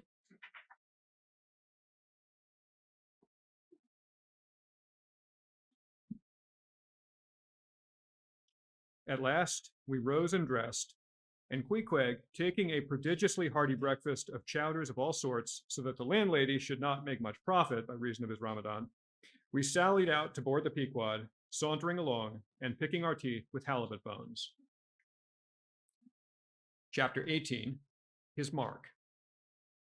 As we were walking down the end of the wharf towards the ship, Queequeg carrying his harpoon, Captain Peleg in his gruff voice loudly hailed us from his wigwam, saying he had not suspected my friend was a cannibal, and furthermore announcing that he let no cannibals on board that craft unless they previously produced their papers. What do you mean by that, Captain Peleg? Said I, now jumping on the bulwarks and leaving my comrades standing on the wharf. I mean, he replied, he must show his papers. Yes, said Captain Bildad in his hollow voice, sticking his hand out from behind Peleg's out of the wigwam. He must show that he's converted. Son of darkness, he added, turning to Queequeg, art thou at present in communion with any Christian church? Why, said I, he's a member of the First Congregational Church.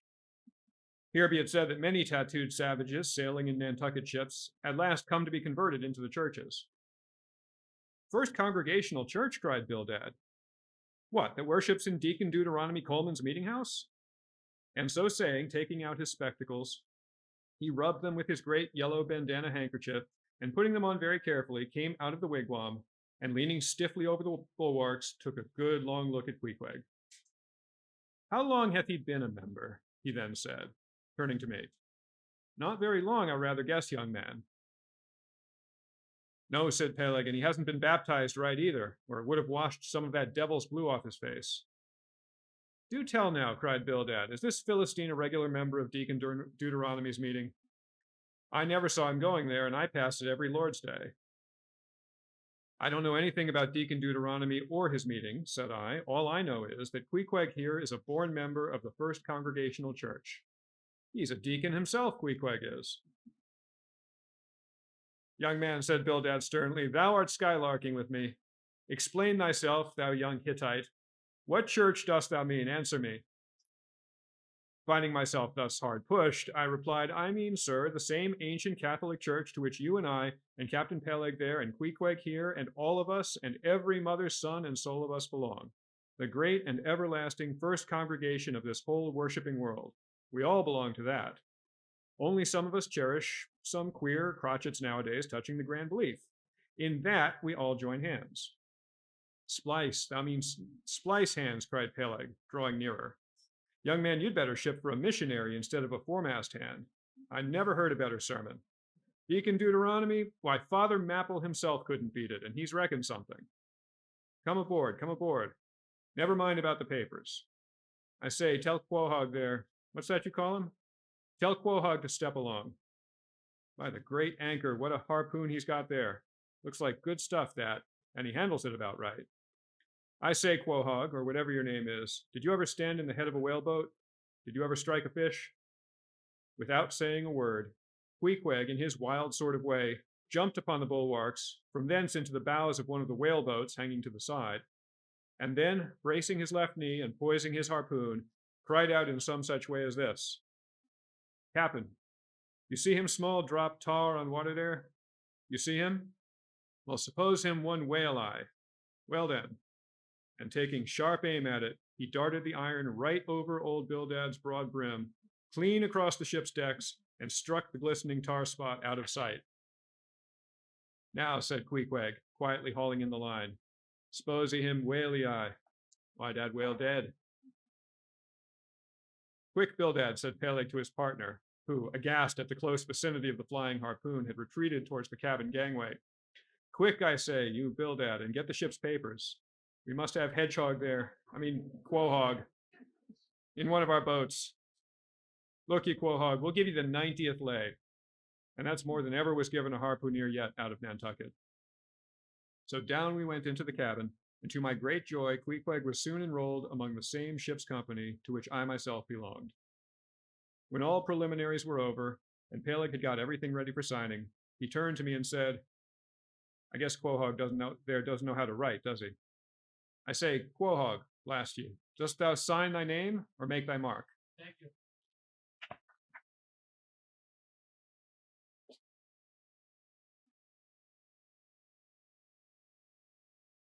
But at this question, Queequeg, who had twice or thrice before taken part in similar ceremonies, looked no ways abashed, but taking the offered pen, copied upon the paper in the proper place an exact counterpart of a queer round figure which was tattooed upon his arm, so that through Captain Peleg's obstinate mistake touching his appellative, it stood something like this: Quohar, his mark.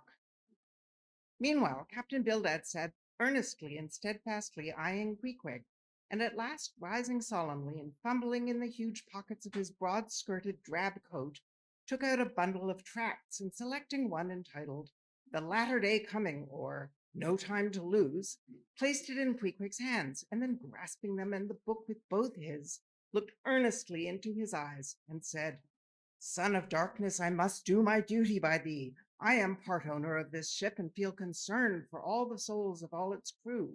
If thou still clingest to thy pagan ways, which I sadly fear, I beseech thee, remain not, for I, a Belial bondsman, spurn the idle bell and the hideous dragon, turn from the wrath to come, mind thine eye, I say, O goodness gracious, steer clear of the fiery pit. Something of the salt sea yet lingered in old Bildad's language, heterogeneously mixed with scriptural and domestic phrases. Avast there, Bildad, avast now, spoiling our harpooner, cried Peleg. Pious harpooners never make good voyagers. It takes the shark out of them. No harpooner is worth a straw who ain't pretty sharkish. There was young Nat Swain, one of the bravest boat header out of all Nantucket in the Vineyard. He joined the meeting, and he never came to good. He got so frightened about his plaguey soul that he shrinked and sheered away from whales for fear of afterclaps in case he got stove and went to Davy Jones. Peleg, Peleg, said Bildad, lifting his eyes and hands, thou thyself, as I myself hast seen many a perilous time. Thou knowest, Peleg, what it is to have the fear of death. How then canst thou prate in this ungodly guise? Thou beliest thine own heart, Peleg. Tell me, when this same Pequod here had her 3 masts overboard with that typhoon on Japan, that same voyage when thou went mate with Captain Ahab, didst thou not think of death and the judgment then? Hear him now, cried Peleg, marching across the cabin and thrusting his hands far down into his pockets. Hear him, all of ye, think of that. When every moment we thought the ship would sink, death and the judgment then? What? With all 3 masts making such an everlasting thundering against the side, and every sea breaking over us, fore and aft? Think of death and the judgment then? No time to think about death then. Life was what Captain Ahab and I was thinking of, and how to save all hands, how to rig jury masts, how to get into the nearest port. That's what I was thinking of. Bildad said no more, but buttoning up his coat, stalked on deck, where we followed him. There he stood very quietly, overlooking some sailmakers who were mending a topsail in the waist. Now and then he stooped to pick up a patch or save an end of the tarred twine which otherwise might have been wasted. Chapter 19, The Prophet. Shipmates, have ye shipped in that ship? Queequeg and I had just left the Pequod and were sauntering away from the water, for the moment each occupied with his own thoughts, when the above words were put to us by a stranger, who, pausing before us, leveled his massive forefinger at the vessel in question. He was but shabbily apparelled in faded jacket and patched trousers, a rag of a black handkerchief investing his neck. Confluent smallpox had in all directions flowed over his face, and left it like the complicated ribbed bed of a torrent when the rushing waters have been dried up. He shipped in her, he repeated. You mean the ship Pequod, I suppose, said I, trying to gain a little more time for an uninterrupted look at him. Aye, the Pequod, that ship there, he said, drawing back his whole arm, and then rapidly shoving it straight out from him with the fixed bayonet of his pointed finger darted full at the object. Yes, said I, we've just signed the articles. Anything down there about your souls? What? Oh, perhaps you haven't got any, he said quickly. No matter, though. I know many chaps that haven't got any. Good luck to 'em, and they are all the better off for it. A soul's a sort of a fifth wheel to a wagon. Thank you.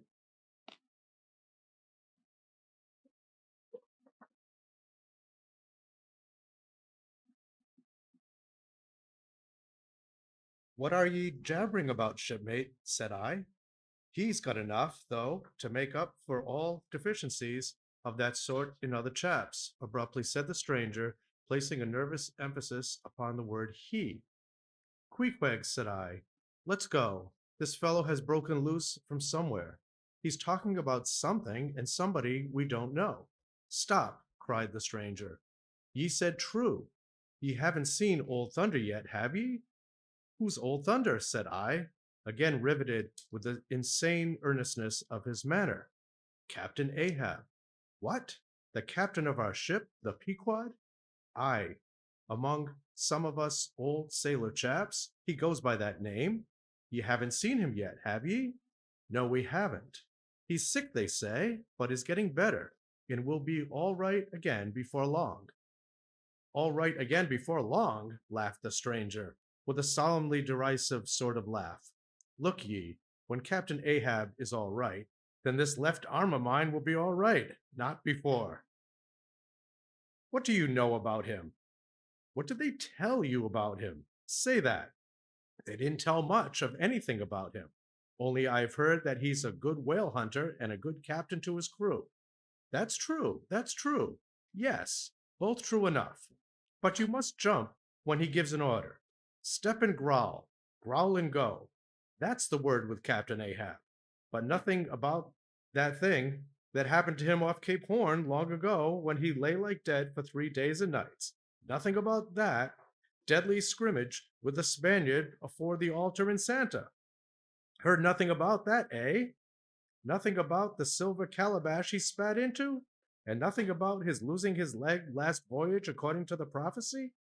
Didn't ye hear a word about them matters and something more, eh? No, I don't think ye did. How could ye? Who knows it? Not all Nantucket, I guess. But howsever, mayhap, ye've heard tell about the leg and how he lost it. Aye, ye have heard of that, I dare say.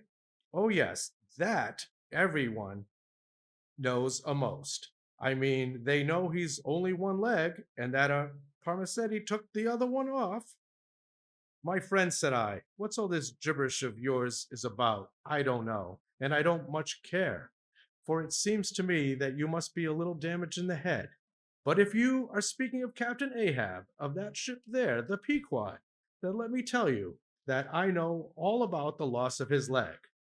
All about it, eh? Sure you do. All? Pretty sure.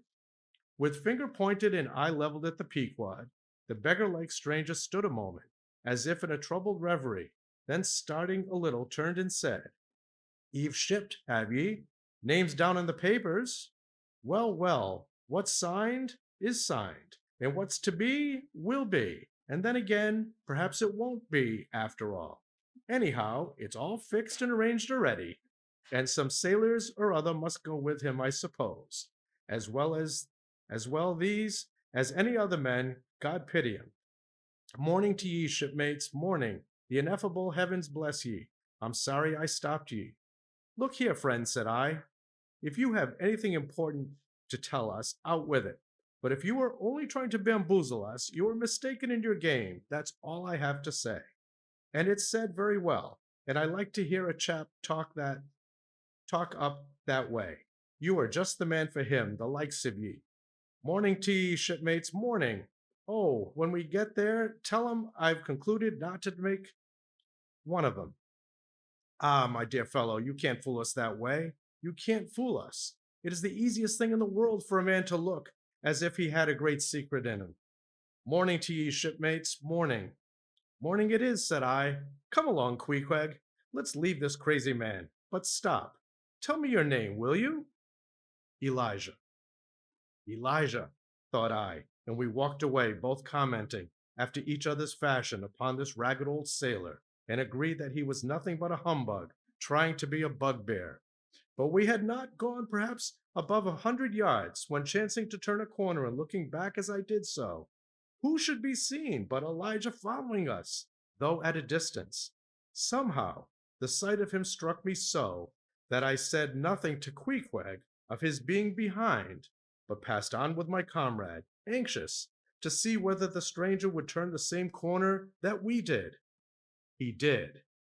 And then it seemed to me that he was dogging us, but with what intent I could not for the life of me imagine.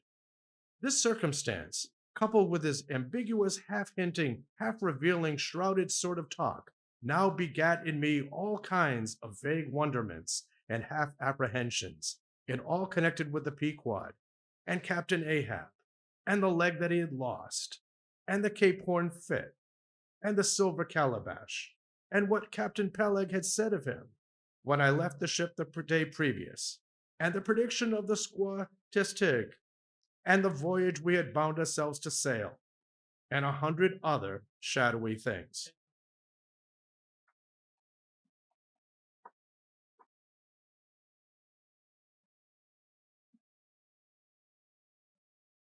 I was resolved to satisfy myself whether this ragged Elijah was really dogging us or not, and with that intent crossed the way with Queequeg, and on that side of it retraced our steps.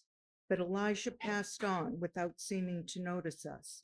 This relieved me, and once more, and finally, as it seemed to me, I pronounced him in my heart a humbug. Chapter 20, all astir. A day or two passed, and there was great activity aboard the Pequod. Not only were the old sails being mended, but new sails were coming on board, and bolts of canvas and coils of rigging. In short, everything betokened that the ship's preparations were hurrying to a close. Captain Peleg seldom or never went ashore, but sat in his wigwam keeping a sharp lookout upon the hands. Bildad did all the purchasing and providing at the stores, and the men employed in the hold and on the rigging were working till long after nightfall. On the day following Queequeg signing the articles, word was given that all the inns where the ship's company were stopping, that their chests must be on board before night, for there was no telling how soon the vessel might be sailing. So Queequeg and I got down our traps, resolving, however, to sleep ashore till the last. But it seems they always give very long notice in these cases, and the ship did not sail for several days. But no wonder, there was a good deal to be done, and there is no telling how many things to be thought of before the Pequod was fully equipped. Everyone knows what a multitude of things beds, saucepans, knives and forks, shovels and tongs, napkins, nutcrackers, and whatnot are indispensable to the business of housekeeping.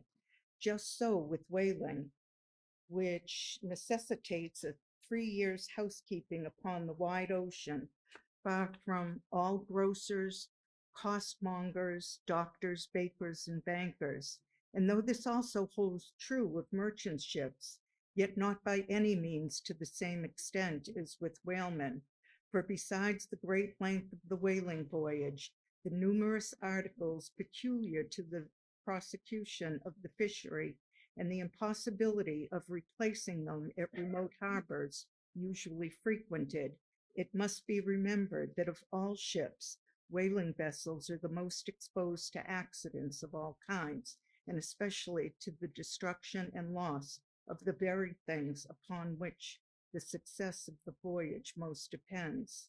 Hence the spare boats, spare spars, spare lines and harpoons, and spare everythings almost, but a spare captain and a duplicate ship. At the period of our arrival at the island, the heaviest stowage of the Pequod had almost been completed, comprising her beef, bread, water, fuel, and iron hoops and staves.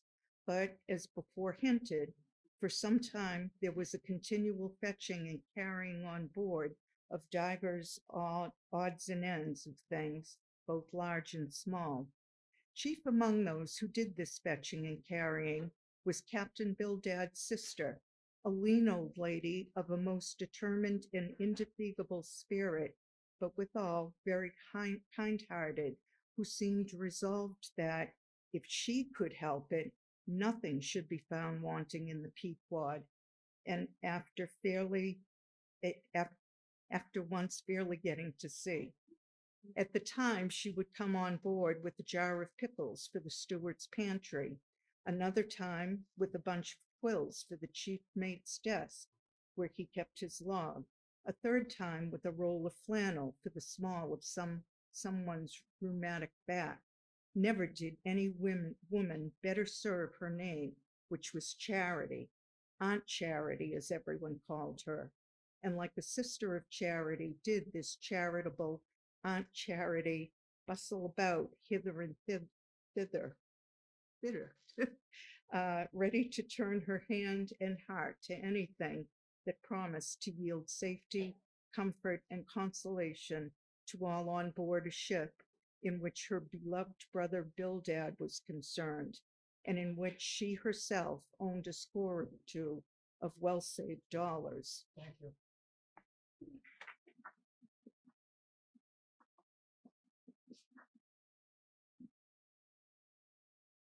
But it was starting to see this excellent-hearted Quakeress coming on board, as she did the last day, with a long oil ladle in one hand and a still longer whaling lance in the other. Nor was Bildad himself, nor Captain Peleg, at all backward. As for Bildad, he carried about with him a long list of the articles needed, and at every fresh arrival, down went his mark opposite that article upon the paper.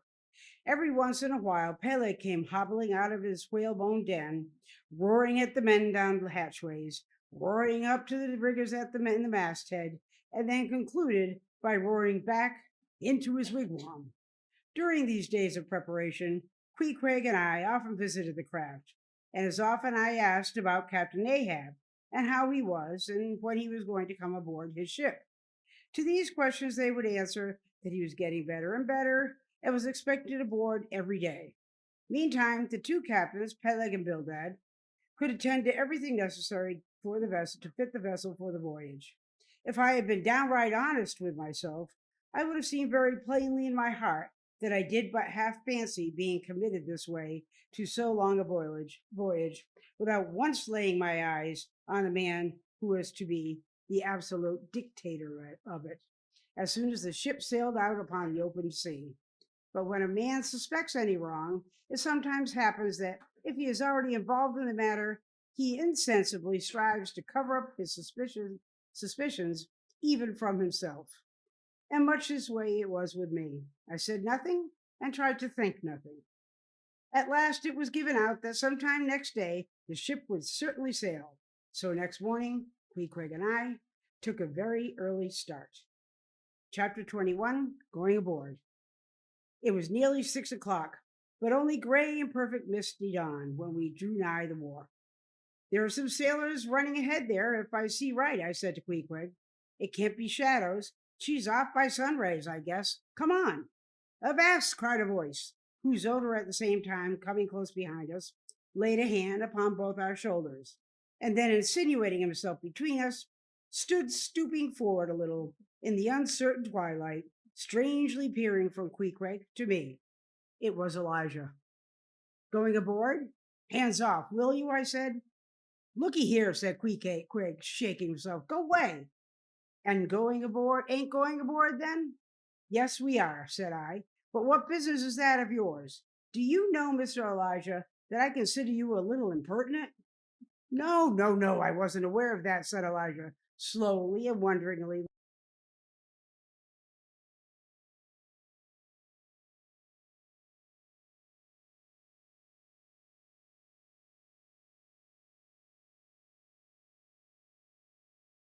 Looking from me to Queequeg with the most unaccountable glances.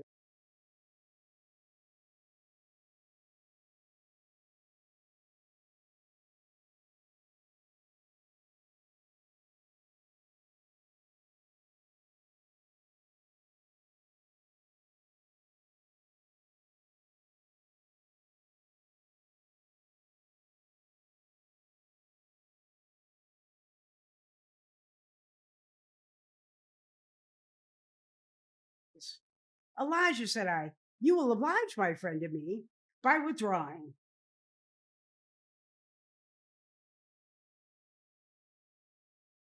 We are going to the Indian and Pacific Oceans and would prefer not to be detained. Be ye coming back afore breakfast? He's cracked, Queequeg, said I. Come on.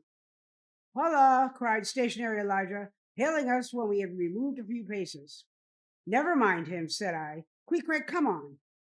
But he stole up to us again and suddenly clapping his hand to my shoulder said, Did you see anything looking like men going aboard that ship a while ago? Struck by this plain, matter-of-fact question, I answered, saying, Yes, I thought I did see 4 or 5 men, but it was too dim to be sure. Very dim, said Elijah. Morning to ye. Once more we quitted him, but once more he came softly after us, and touching my shoulder again, said, See if you can find him now, will ye? Find who? Morning to you, he rejoined, again moving off. Oh, I was going to warn you against, but never mind. It's all one, all in the family, too. Shot frost this morning, ain't it? Goodbye to ye. Shan't see you again very soon, I guess, unless it's before the grand jury. And with these cracked words, he finally departed, leaving me, for the moment, in no small wonderment at his frantic impudence. At last, stepping on board the Pequod, we found everything in profound quiet, not a soul moving. The cabin entrance was locked within, the hatches were all on, and lumbered with coils of rigging. Going forward to the forecastle, we found the slide of the scuttle open.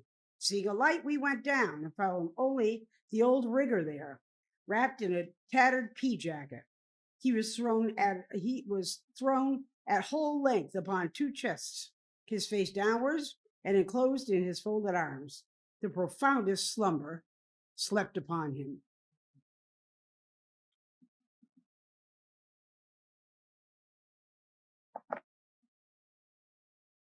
Those sailors we saw at Queequeg, where can they have gone to? Said I, looking dubiously at the sleeper. But it seemed that when on the wharf, Queequeg had not at all noticed what I now alluded to. Hence I would not have thought myself to have been optically deceived in that matter, were it not for Elijah's otherwise inexplicable question. But I beat the thing down, and again marking the sleeper, jocularly hinted to Queequeg that perhaps we had best set up with the body, telling him to establish himself accordingly. He put his hand upon the sleeper's rear, as though feeling if it was soft enough, and then without more ado sat quietly down there. Gracious, Queequeg, don't sit there, said I. Oh, Perry dude seat, said Queequeg, my country way, won't hurt him face. Face, said I, call that his face? Very benevolent countenance then.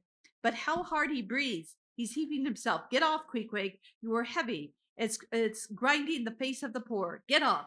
Queequeg, look. He'll twitch you off soon. I wonder he don't wake. Queequeg removed himself to just beyond the head of the sleeper and lighted his tomahawk pipe. I sat at the feet. We kept the pipe passing over the sleeper from one to the other. Meanwhile, upon questioning him in his broken fashion, Queequeg gave me to understand that in his land, owing to the absence of settees and sofas of all sorts, the king, chiefs, and great people generally were in the custom of fattening some of the lower orders for ottomans, and to furnish a house comfortably in that respect, you had only to buy up 8 or 10 lazy fellows and lay them round in the piers and alcoves. Besides, it was very convenient on an excursion, much better than those garden chairs which are convertible into walking sticks. Upon occasion, a chief calling his attendant and desiring him to make a settee of himself under a spreading tree, perhaps, in some damp, marshy place. While narrating these things, every time Queequeg received the tomahawk from me, he flourished the hatchet side of it over the sleeper's head. What's that for, Queequeg? Parry easy killy. Oh, parry easy. He was going on with some wild reminiscences about his tomahawk pipe, which it seemed had in its two uses both brained his foes and soothed his soul, when we are directly attracted to the sleeping rigger. The strong vapor now completely filling the contracted hole began to tell upon him. He breathed with a sort of muffledness, then seemed troubled in the nose, then revolved over once or twice, then sat up and rubbed his eyes. Hulloa, he breathed. At last, who be you, smokers? Shipmen, answered I. When does she sail? Aye. You are going in her, be ye? She sails today. The captain came aboard last night. What captain? Ahab? Who but him indeed? I was going to ask him some further questions concerning Ahab when we heard a noise on deck. Hulloa! Starbuck's astir, said the rigger. He's a lively chief mate, that. Good man and a pious, but all alive now. I must turn to. And so saying, he went on deck, and we followed. It was now clear sunrise. Soon the crew came on board in 2s and 3s. The riggers bestirred themselves, the mates were actively engaged, and several of the shore people were busy in bringing various last things on board. Meanwhile, Captain Ahab remained invisibly enshrined within his cabin. Chapter 22, Merry Christmas. At length, towards noon, upon the final dismissal of the ship's riggers, and after the Pequod had been hauled out from the wharf, and after the ever-thoughtful Charity had come off in a whaleboat with her last gift, a nightcap for Stubb, the second mate, her brother-in-law, and a spare Bible for the steward. After all this, the two captains, Peleg and Bildad, issued from the cabin, and turning to the chief mate, Peleg said, Now, Mr. Starbuck, are you sure everything is right? Captain Ahab is all ready. Just spoke to him. Nothing more to be got from shore, eh? Well, call all hands then. Muster 'em aft here. Blast 'em! No need of profane words, however great the hurry, Peleg, said Bildad. But away with thee, friend Starbuck, and do our bidding. How now? Here upon the very point of starting for the voyage, Captain Peleg and Captain Bildad were going at it with a high hand on the quarter-deck, just as if they were to be joint commanders at sea, as well as to all appearances in port. And as for Captain Ahab, no sign of him was yet to be seen. Only they said he was in the cabin. But then the idea was that his presence was by no means necessary in getting the ship under way and steering her well out to sea. Indeed, as that was not at all his proper business, but the pilot's, and as he was not yet completely recovered, so they said. Therefore Captain Ahab stayed below. And all this seemed natural enough, especially as in the merchant service many captains never show themselves on deck for a considerable time after heaving up the anchor, but remain over the cabin table, having a farewell merrymaking with their shore friends before they quit the ship for good with the pilot. Thank you.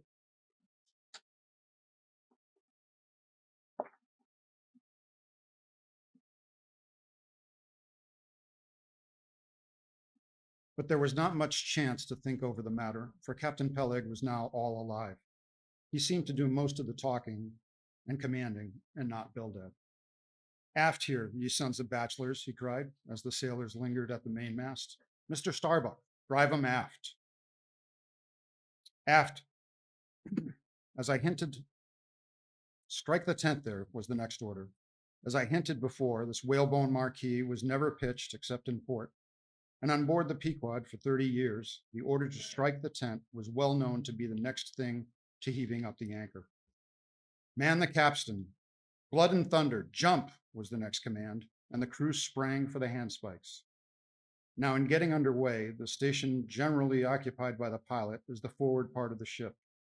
And here Bildad, who with Peleg, be it known, in addition to his other officers, was one of the licensed pilots of the port, he being suspected to have got himself made a pilot in order to save the Nantucket pilot fee to all the ships he was concerned in, for he never piloted any other craft. Bildad, I say, might now be seen actively engaged in looking over the bows for the approaching anchor, and at intervals singing what seemed a dismal stave of psalmody to cheer the hands at the windlass, who roared forth some sort of chorus about the girls in Booble Alley with hearty goodwill. Nevertheless, not 3 days previous, Bildad had told them that no profane songs would be allowed on board the Pequod, particularly in getting underway, and Charity, his sister, had placed a small choice copy of Watts in each seaman's berth. Meanwhile, overseeing the other part of the ship, Captain Peleg ripped and swore astern in the most frightful manner. I almost thought he would sink the ship before the anchor could be got up. Involuntarily, I paused on my handspike and told Queequeg to do the same, thinking of the perils we both ran in starting on the voyage with such a devil for a pilot. I was comforting myself, however, with the thought that in pious Bildad might be found some salvation, spite of his 777th lay, when I felt sudden sharp poke in my rear, and turning around was horrified at the apparition of Captain Peleg in the act of withdrawing his leg from my immediate vicinity. That was my first kick. Is that the way they heave in the merchant service? He roared. Spring, thou sheephead. Spring and break thy backbone. Why don't you spring? I say, all of you. Spring. Quohog, spring, thou chap with the red whiskers. Spring there, Scotch cap. Spring, thou green pants. Spring, I say, all of ye, and spring your eyes out. And so saying, he moved along the windlass, here and there using his leg very freely, while imperturbable Bildad kept leading off with his psalmody. Thinks I, Captain Peleg must have been drinking something today. At last the anchor was up, the sails were set, and off we glided. It was a short, cold Christmas, and as the short northern day merged into night, we found ourselves almost broad upon the wintry ocean, whose freezing spray cased us in ice as in polished armor. The long rows of teeth on the bulwarks glistened in the moonlight, and like the white ivory tusks of some huge elephant, vast curving icicles depended from the bows. Lank Bildad, as pilot, headed the first watch, and ever and anon, as the old craft deep dived into the green seas and sent the shivering frost all over her, and the winds howled and the cordage rang, his steady notes were heard. Sweet fields beyond the swelling flood stand dressed in living green. So to the Jews old Canaan stood, while Jordan rolled between. Never did those sweet words sound more sweetly to me than then. They were full of hope and fruition. Spite of this frigid winter night in the boisterous Atlantic, spite of my wet feet and wetter jacket, there was yet, it then seemed to me, many a pleasant haven in store, and meads and glades so eternally vernal that the grass shot up by the spring, untrodden, unwilted, remains at midsummer. At last we gained such an offing that the two pilots were needed no longer. The stout sailboat that had accompanied us began ranging alongside. Thank you.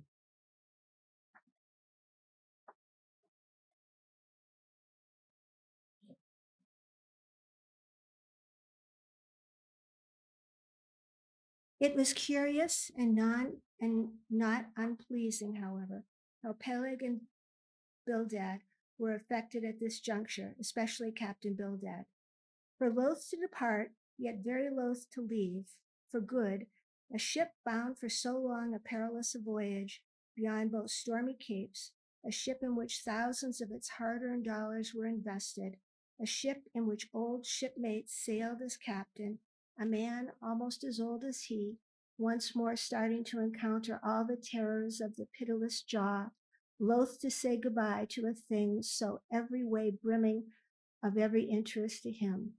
Poor old Bildad lingered long, paced the dock with anxious strides, ran down the cabin to speak another farewell word there, again came on deck and looked to windward, looked to the wide and endless water only bounded by the far-off eastern continents, looked towards the land, looked aloft, looked right and left, looked everywhere and nowhere, and at last, mechanically coiling a rope on its pin, convulsively gasped stout Peleg by the hand, and holding up a lantern for a moment, stood gazingly heroically in his face, as much to say, "Nevertheless, friend Peleg, I can stand it. Yes, I can."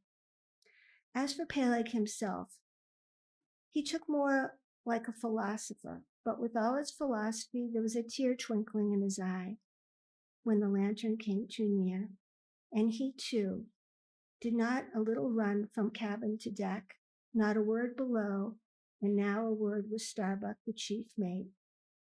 But at last he turned to his comrade with a final sort of look about him. "Captain Bildad, come, old shipmate, we must go. Back to the main yard here. Boat ahoy! Stand by to come close alongside now. Careful, careful. Come, Bildad, boy. Stay your last. Luck to you, Starbuck. Luck to you, Mr. Stubb. Luck to you, Mr. Flask. Goodbye, and good luck to you all. And this day 3 years of a hot supper smoking for you and old Nantucket. Hurrah and away." "God bless you, and have you in his holy keeping, men," murmured the old Bildad almost incoherently. "I hope you'll have a fine weather now, so that Captain Ahab may be moving soon among you. A pleasant sun is all he needs, and you'll have plenty of them in the tropic voyage you go. Be careful in the hunt, ye mates. Don't stave the boat needlessly, you harpooners. Good white cedar plank is raised 3 full % within the year. Don't forget your prayers either, Mr. Starbuck. Mind that Cooper don't waste the spare staves. Oh, the sail needles are in the green locker. Don't whale it too much, a Lord's Day, men, but don't miss a fair chance either. That's rejecting heaven's good gifts. Have an eye to the molasses tiers, Mr. Stubb. It was a little leaky, I thought. If you touch the islands, Mr. Flask, beware of fornication. Goodbye, goodbye. Don't keep the cheese too long down in the hold, Mr. Starbuck. It'll spoil. Be careful with the butter. 20 cents a pound it was. And mind ye, if... Come, Captain Bildad, stop palavering away. And with that, Peleg hurried over to the side and both dropped into the boat. Ship and boat diverged. The cold, damp night breeze blew between, a screaming gull flew overhead, and 2 hulls wildly rolled. We gave 3 heavy-hearted cheers and blindly plunged like fate into the old Atlantic. Chapter 23, The Lee Shore. Some chapters back, one Balkanian was spoken of, a tall, new-landed mariner encountered in New Bedford at the inn. When on that shivering winter's night the Pequod thrust her vindictive bows into the cold, malicious waves, who should I see standing at the helm but Mr. Bulkington? I looked with sympathetic awe and fearlessness upon the man who in midwinter had just landed from a 4 years' dangerous voyage, could be so unrestingly pushed off again for still another tempestuous term. The land seemed scorching to his feet. Wonderfulest things are the ever unmentionable. Deep memories yield no epitaphs. The 6-inch chapter is the stoneless grave of Bulkington. Let me only say that it fared with him as with the storm-tossed ship that miserably drives along the leeward land. The port would fain give succor. The port is pitiful. The port in safety, comfort, hearthstone, supper, warm blankets, friends, all that's kind to our mortalities. But in the gale, the port, the land, is the ship's direst jeopardy. She must fly in all hospitality. One touch of land, though it but graze the keel, would make her shudder through and through. With all her might, she crowds all sail offshore, and in so doing, fights against the very winds that fail would blow her homeward, seeks all the lashed seas' landlessness again, for refuge's sake, forlornly rushing into peril, her only friends, her bitterest foe.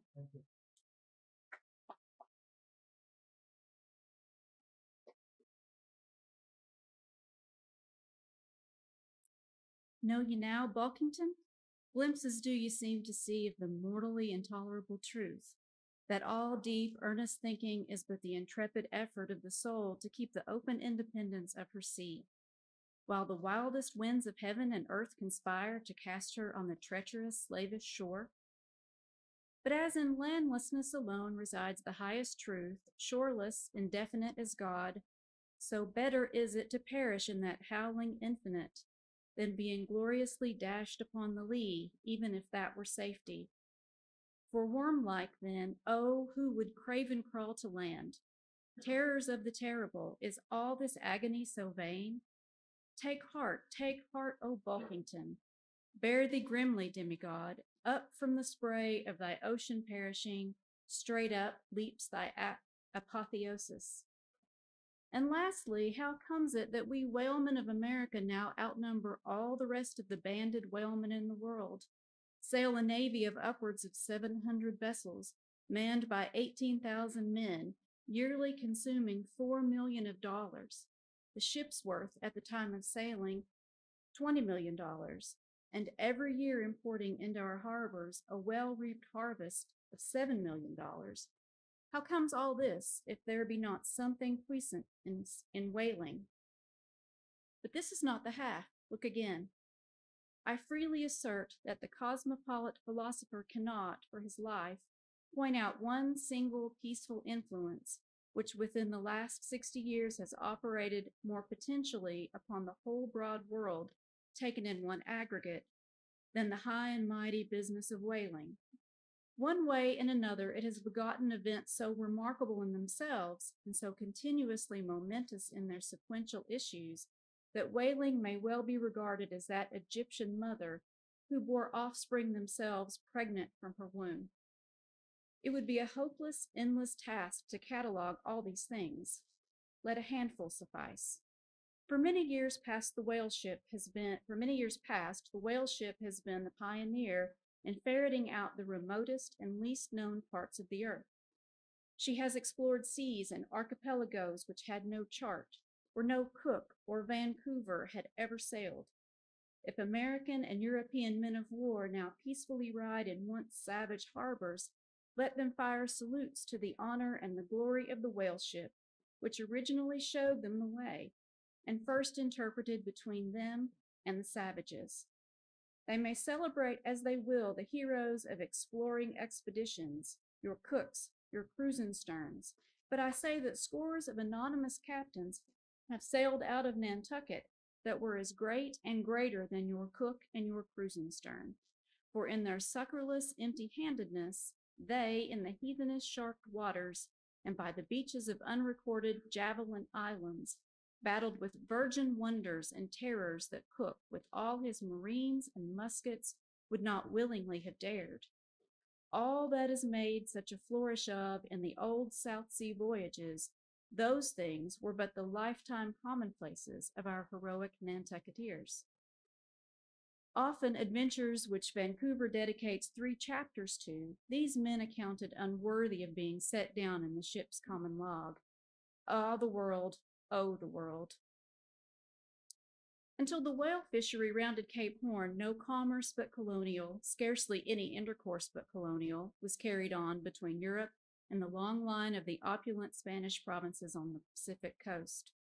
It was the whalemen who first broke through the jealous policy of the Spanish crown, touching those colonies, and if space permitted, it might be distinctly shown how from those whalemen at last eventuated the liberation of Peru, Chile, and Bolivia from the yoke of old Spain, and the establishment of the eternal democracy in those parts.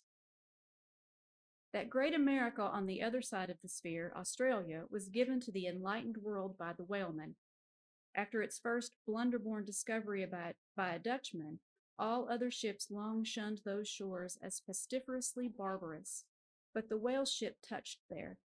The whale ship is the true mother of that now mighty colony. Moreover, in the infancy of the first Australian settlement, the immigrants were several times saved from starvation by the benevolent biscuit of the whale ship, luckily dropping an anchor in their waters.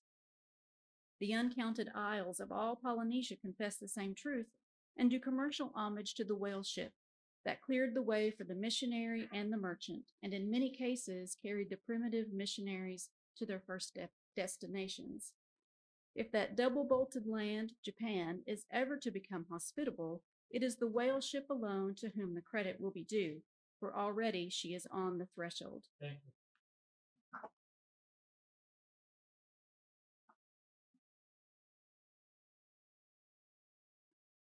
But if, in the face of all this, you still declare that whaling has no aesthetically noble associations connected with it, then I am ready to shiver 50 lances with you there and unhorse you with a split helmet every time. The whale has no famous author, and whaling no famous chronicler, you will say. The whale no famous author, and whaling no famous chronicler. Who wrote the first account of our Leviathan? Who but mighty Job? And who composed the first narrative of a whaling voyage? Who, but no less a prince than Alfred the Great, who with his own royal pen took down the words from the other, the Norwegian whale hunter of those times, and who pronounced our glowing eulogy in Parliament? Who but Edmund Burke? True enough, but then whalemen themselves are poor devils. They have no good blood in their veins. No good blood in their veins? They have something better than royal blood there. The grandmother of Benjamin Franklin was Mary Morrill, afterwards by marriage Mary Folger, one of the old settlers of Nantucket, and the ancestress to a long line of Folgers and harpooneers, all kith and kin to noble Benjamin, this day darting the barbed iron from one side of the world to the other. Good again, but all confess that somehow whaling is not respectable. Whaling not respectable. Whaling is imperial. By Old English statutory law, the whale is declared a royal fish. Oh, that's only nominal. The whale himself has never figured in any grand, imposing way. The whale never figured in any grand, imposing way. In one of the mighty triumphs given to a Roman general upon his entering the world's capital, the bones of a whale, brought all the way from the Syrian coast, were the most conspicuous objects in the symboled procession. Grant it since you cite it, but say what you will, there is no real dignity in whaling. No dignity in whaling. The dignity of our calling the very heavens attest. Cetus is a constellation in the south, no more. Drive down your hat in the presence of the Tsar and take it off to Queequeg, no more. I know a man that in his lifetime has taken 350 whales. I account that man more honorable than the great captain of antiquity, who boasted of taking as many walled towns. And as for me, if by any possibility there be any yet undiscovered prime thing in me, if I should ever any real dispute in that small but high-hushed world, which I might not be unreasonably ambitious of, if hereafter I shall do anything that upon the whole the man might rather have done than have left undone, if at my death my executors, or more properly my creditors, find any precious MSS in my desk, then here I prospectively ascribe all the honor and the glory to whaling, for a whale ship was my Yale College and my Harvard. Chapter 25, Postscript. In behalf of the dignity of whaling, I would fain advance not, but substantiated facts. But after embattling his facts, an advocate who should wholly suppress a not unreasonable surmise, which might tell eloquently upon his cause, such an advocate, would he not be blameworthy? It is well known that at the coronation of kings and queens, even modern ones, a certain curious process of seasoning them for their functions is gone through. There is a salt cellar of state, so called. There may be a caster of state. How they use the salt precisely, who knows? Certain I am, however, that a king's head is solemnly oiled at his coronation, even as a head of salad. Can it be, though, that they anoint it with a view of making its interior run well, as they anoint machinery? Much might be ruminated here concerning the essential dignity of this regal process, because in common life we esteem but meanly and contemptibly a fellow who anoints his hair and palpably smells of that anointing. In truth, a mature man who uses hair oil, unless medicinally. That man has probably got a quaggy spot in him somewhere. As a general rule, he can't amount to much in his totality.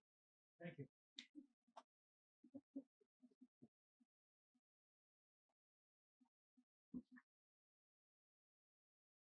But the only thing to be considered here is this. What kind of oil is used at coronations? Certainly it cannot be olive oil, nor macassar oil, nor castor oil, nor bear's oil, nor train oil, nor cod liver oil.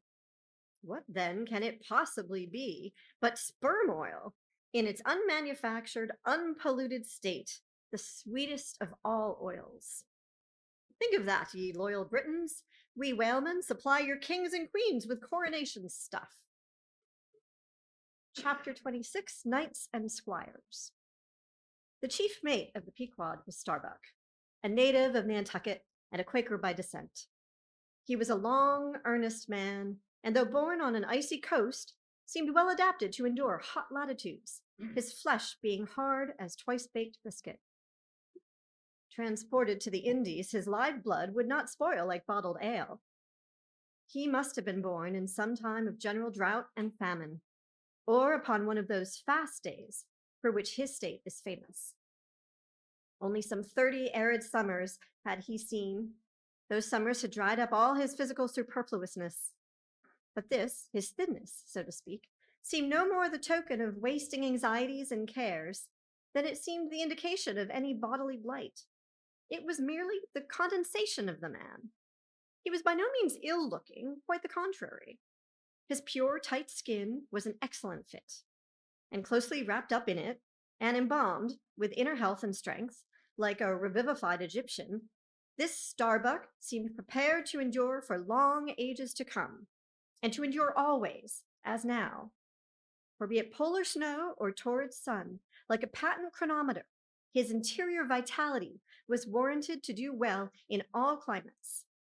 Looking into his eyes, you seemed to see there the yet lingering images of those thousandfold perils he had calmly confronted through life. A staid, steadfast man, whose life for the most part was a telling pantomime of action, and not a tame chapter of words. Yet, for all his hardy sobriety and fortitude, there were certain qualities in him which at times affected, and in some cases seemed well nigh to overbalance all the rest.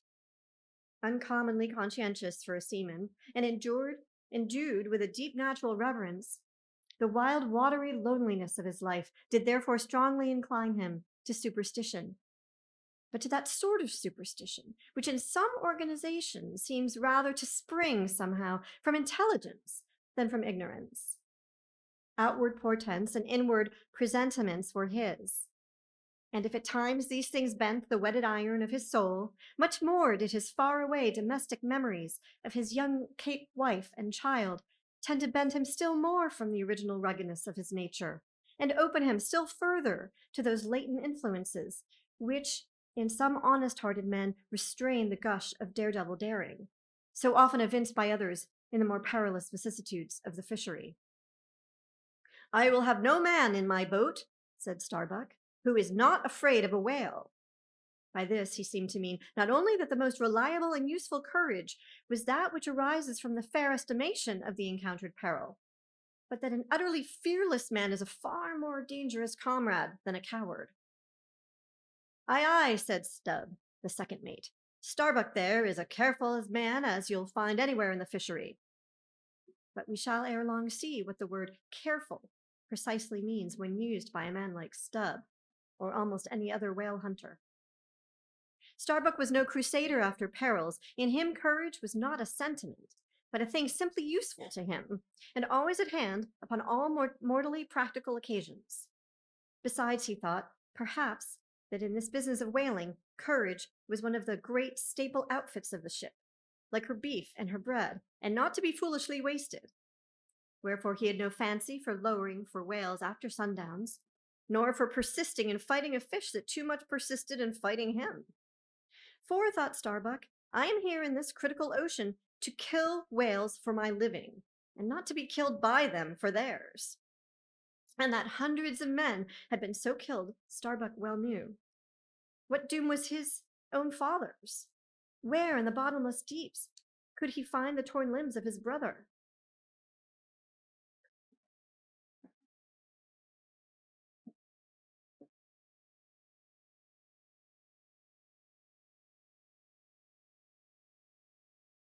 With memories like this in him, and moreover, given to a certain superstitiousness, as it had been said, the courage of the Starbuck, which could nevertheless still flourish, must indeed have been extreme.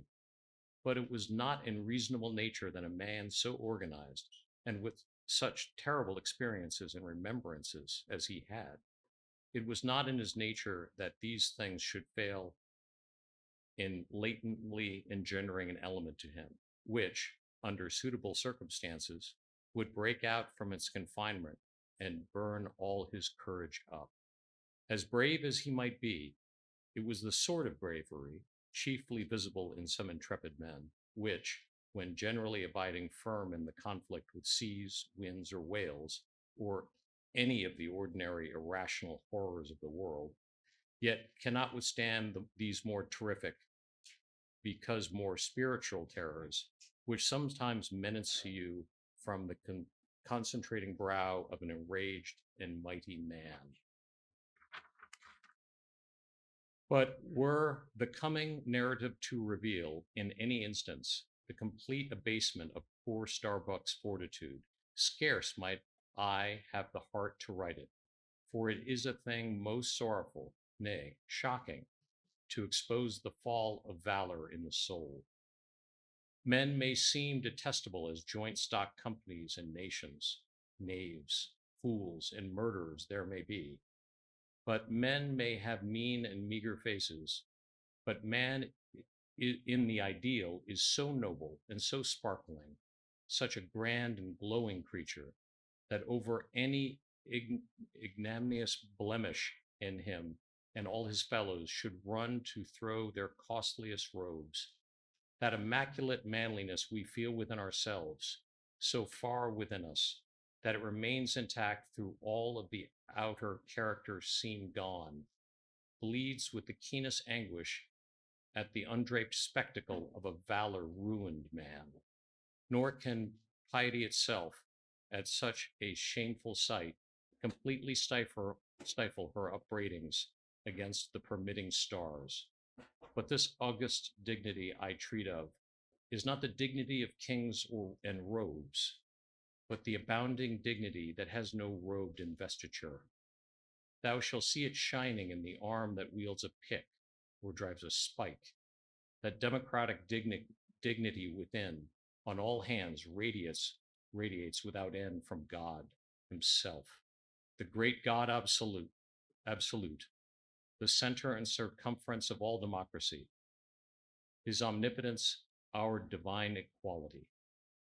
If then, to meanest mariners and renegades and castaways, I shall have to ascribe high qualities, though dark, weave round them tragic graces, even if the most mournful, perchance the most abased, among them all, shall at times lift himself to the exalted mounts, if I shall touch that workman's arm with some ethereal light, if I shall spread a rainbow over his disastrous set of sun, and then against all mortal critics bear me out in it, thou just spirit of equality, which has spread one royal mantle of humanity over all my kind, bear me out in it, and thou great democratic God, who didst not refuse to the swart convict Bunyan the pale poetic pearl, thou who didst clothe with doubly hammered leaves of finest gold and stumped and poppered arm of old Cervantes, thou who didst pick up Andrew Jackson from the pebbles and didst hurl him upon his war horse, thou who didst thunder him higher than a throne, thou who in thy mighty earthly marchings ever callest thy select champions from the kingly commons, bear me out in it, O God. Thank you.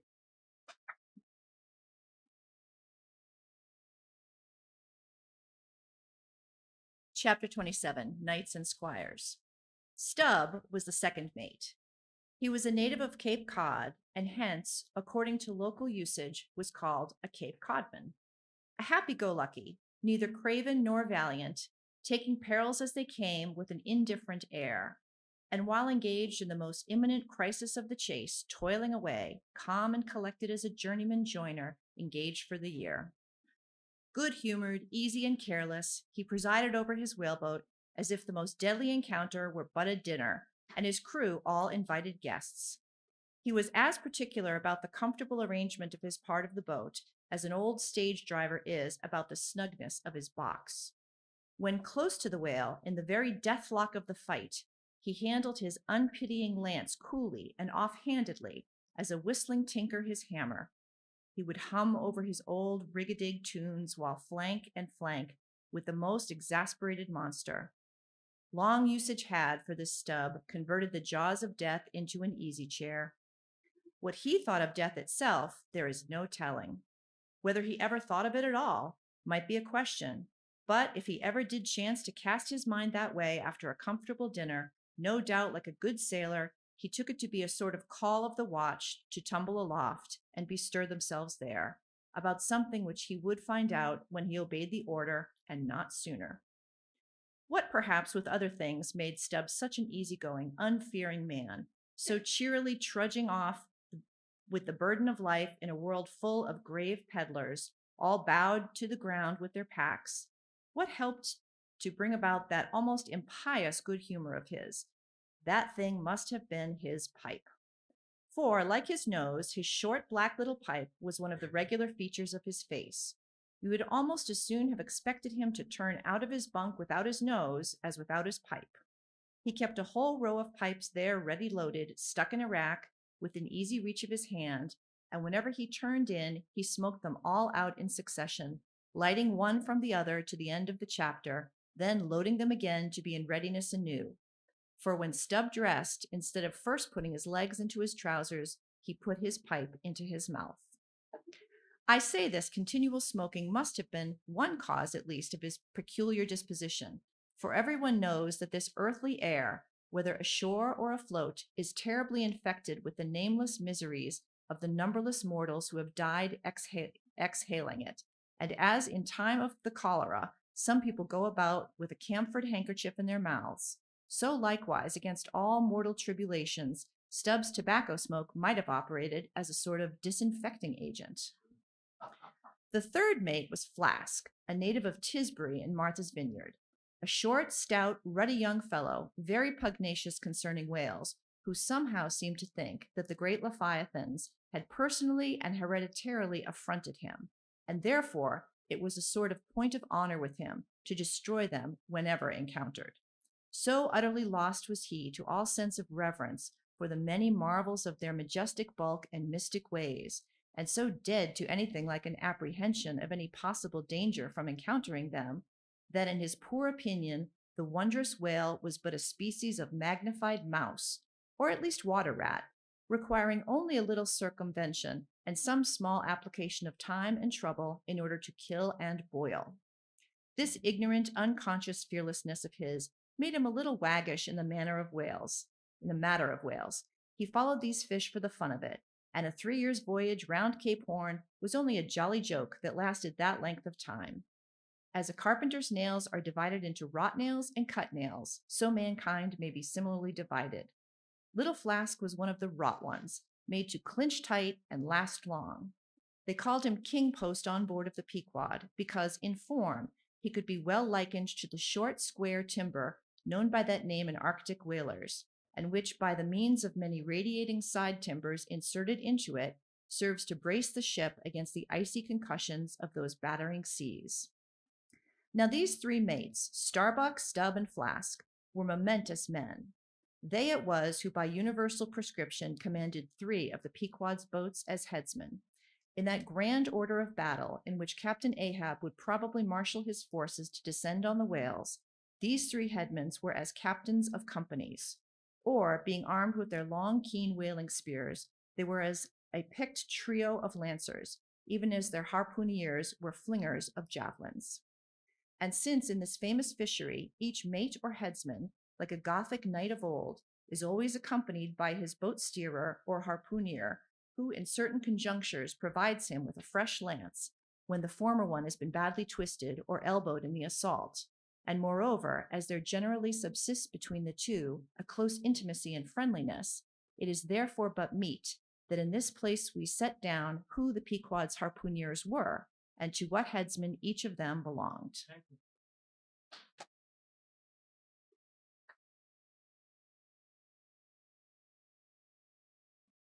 First of all was Queequeg, whom Starbuck, the chief mate, had selected for his squire, but Queequeg is already known. Next was Tashtego, an unmixed Indian from Gayhead, the most westerly promontory of Martha's Vineyard, where there still exists the last remnant of a village of red men, which has long supplied the neighboring island of Nantucket with many of her most daring harpooneers. In the fishery, they usually go by the generic name of Gayheaders. Tashtego's long, lean, sable hair, his high cheekbones and black rounding eyes, for an Indian, oriental in their largeness, but Antarctic in their glittering expression, all this sufficiently proclaimed him an inheritor of the unvitiated blood of those proud warrior hunters who, in quest of the great New England moose, had scoured, bow in hand, the aboriginal forests of the Maine. But no longer snuffing in the trail of the wild beasts of the woodland, Tashtego now hunted in the wake of the great whales of the sea, the unerring harpoon of the sun fitly replacing the infallible arrow of the sires. To look at the tawny brawn of his lithe, snaky limbs, you would almost have credited the superstitions of some of the earlier Puritans and half believed this wild Indian to be a son of the prince of the powers of the air. Tashtego was Stubb, the second mate's squire. Third among the harpooneers was Daggoo, a gigantic coal-black Negro savage with a lion-like tread, an Asterius to behold. Suspended from his ears were two golden hoops, so large that the sailors called them ring bolts and would talk of securing the topsail halyards to them. In his youth, Daggoo had voluntarily shipped on board of a whaler lying in a lonely bay on his native coast. And never having been anywhere in the world but in Africa, Nantucket, and the pagan harbors most frequented by the whalemen, and having now led for many years the bold life of the fishery in the ships of owners uncommonly heedful of what manner of men they shipped, Daggoo retained all his barbaric virtues, and erect as a giraffe, moved about the decks in all the pomp of 6 feet 5 in his socks.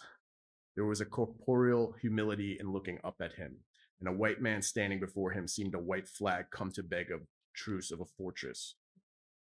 Curious to tell, this imperial Negro, Ahasuerus Daggoo, was the squire of Little Flask, who looked like a chess man beside him. As for the residue of the Pequod Company, be it said that at the present day not 1 in 2 of the many thousand men before the mast employed in the American whale fishery are Americans born, though pretty nearly all the officers are. Herein it is the same with the American whale fishery as with the American Army and military and merchant navies and the engineering forces employed in the construction of the American canals and railroads. The same, I say, because in all these cases the Native American liberally provides the brains, the rest of the world as generously supplying the muscles. No small number of these whaling seamen belong to the Azores, where the outward bound Nantucket whalers frequently touch to augment their crews from the hardy peasants of those rocky shores. In like manner, the Greenland whalers sailing out of Hull or London put in at the Shetland Islands to receive the full complement of their crew. Upon the passage homewards, they drop them there again. How it is, there is no telling, but islanders seem to make the best whalemen. They were nearly all islanders in the Pequod. Isolados too. I call such, not acknowledging the common continent of men, but each isolado living on a separate continent of his own. Yet now federated along one keel, what a set those isolados were.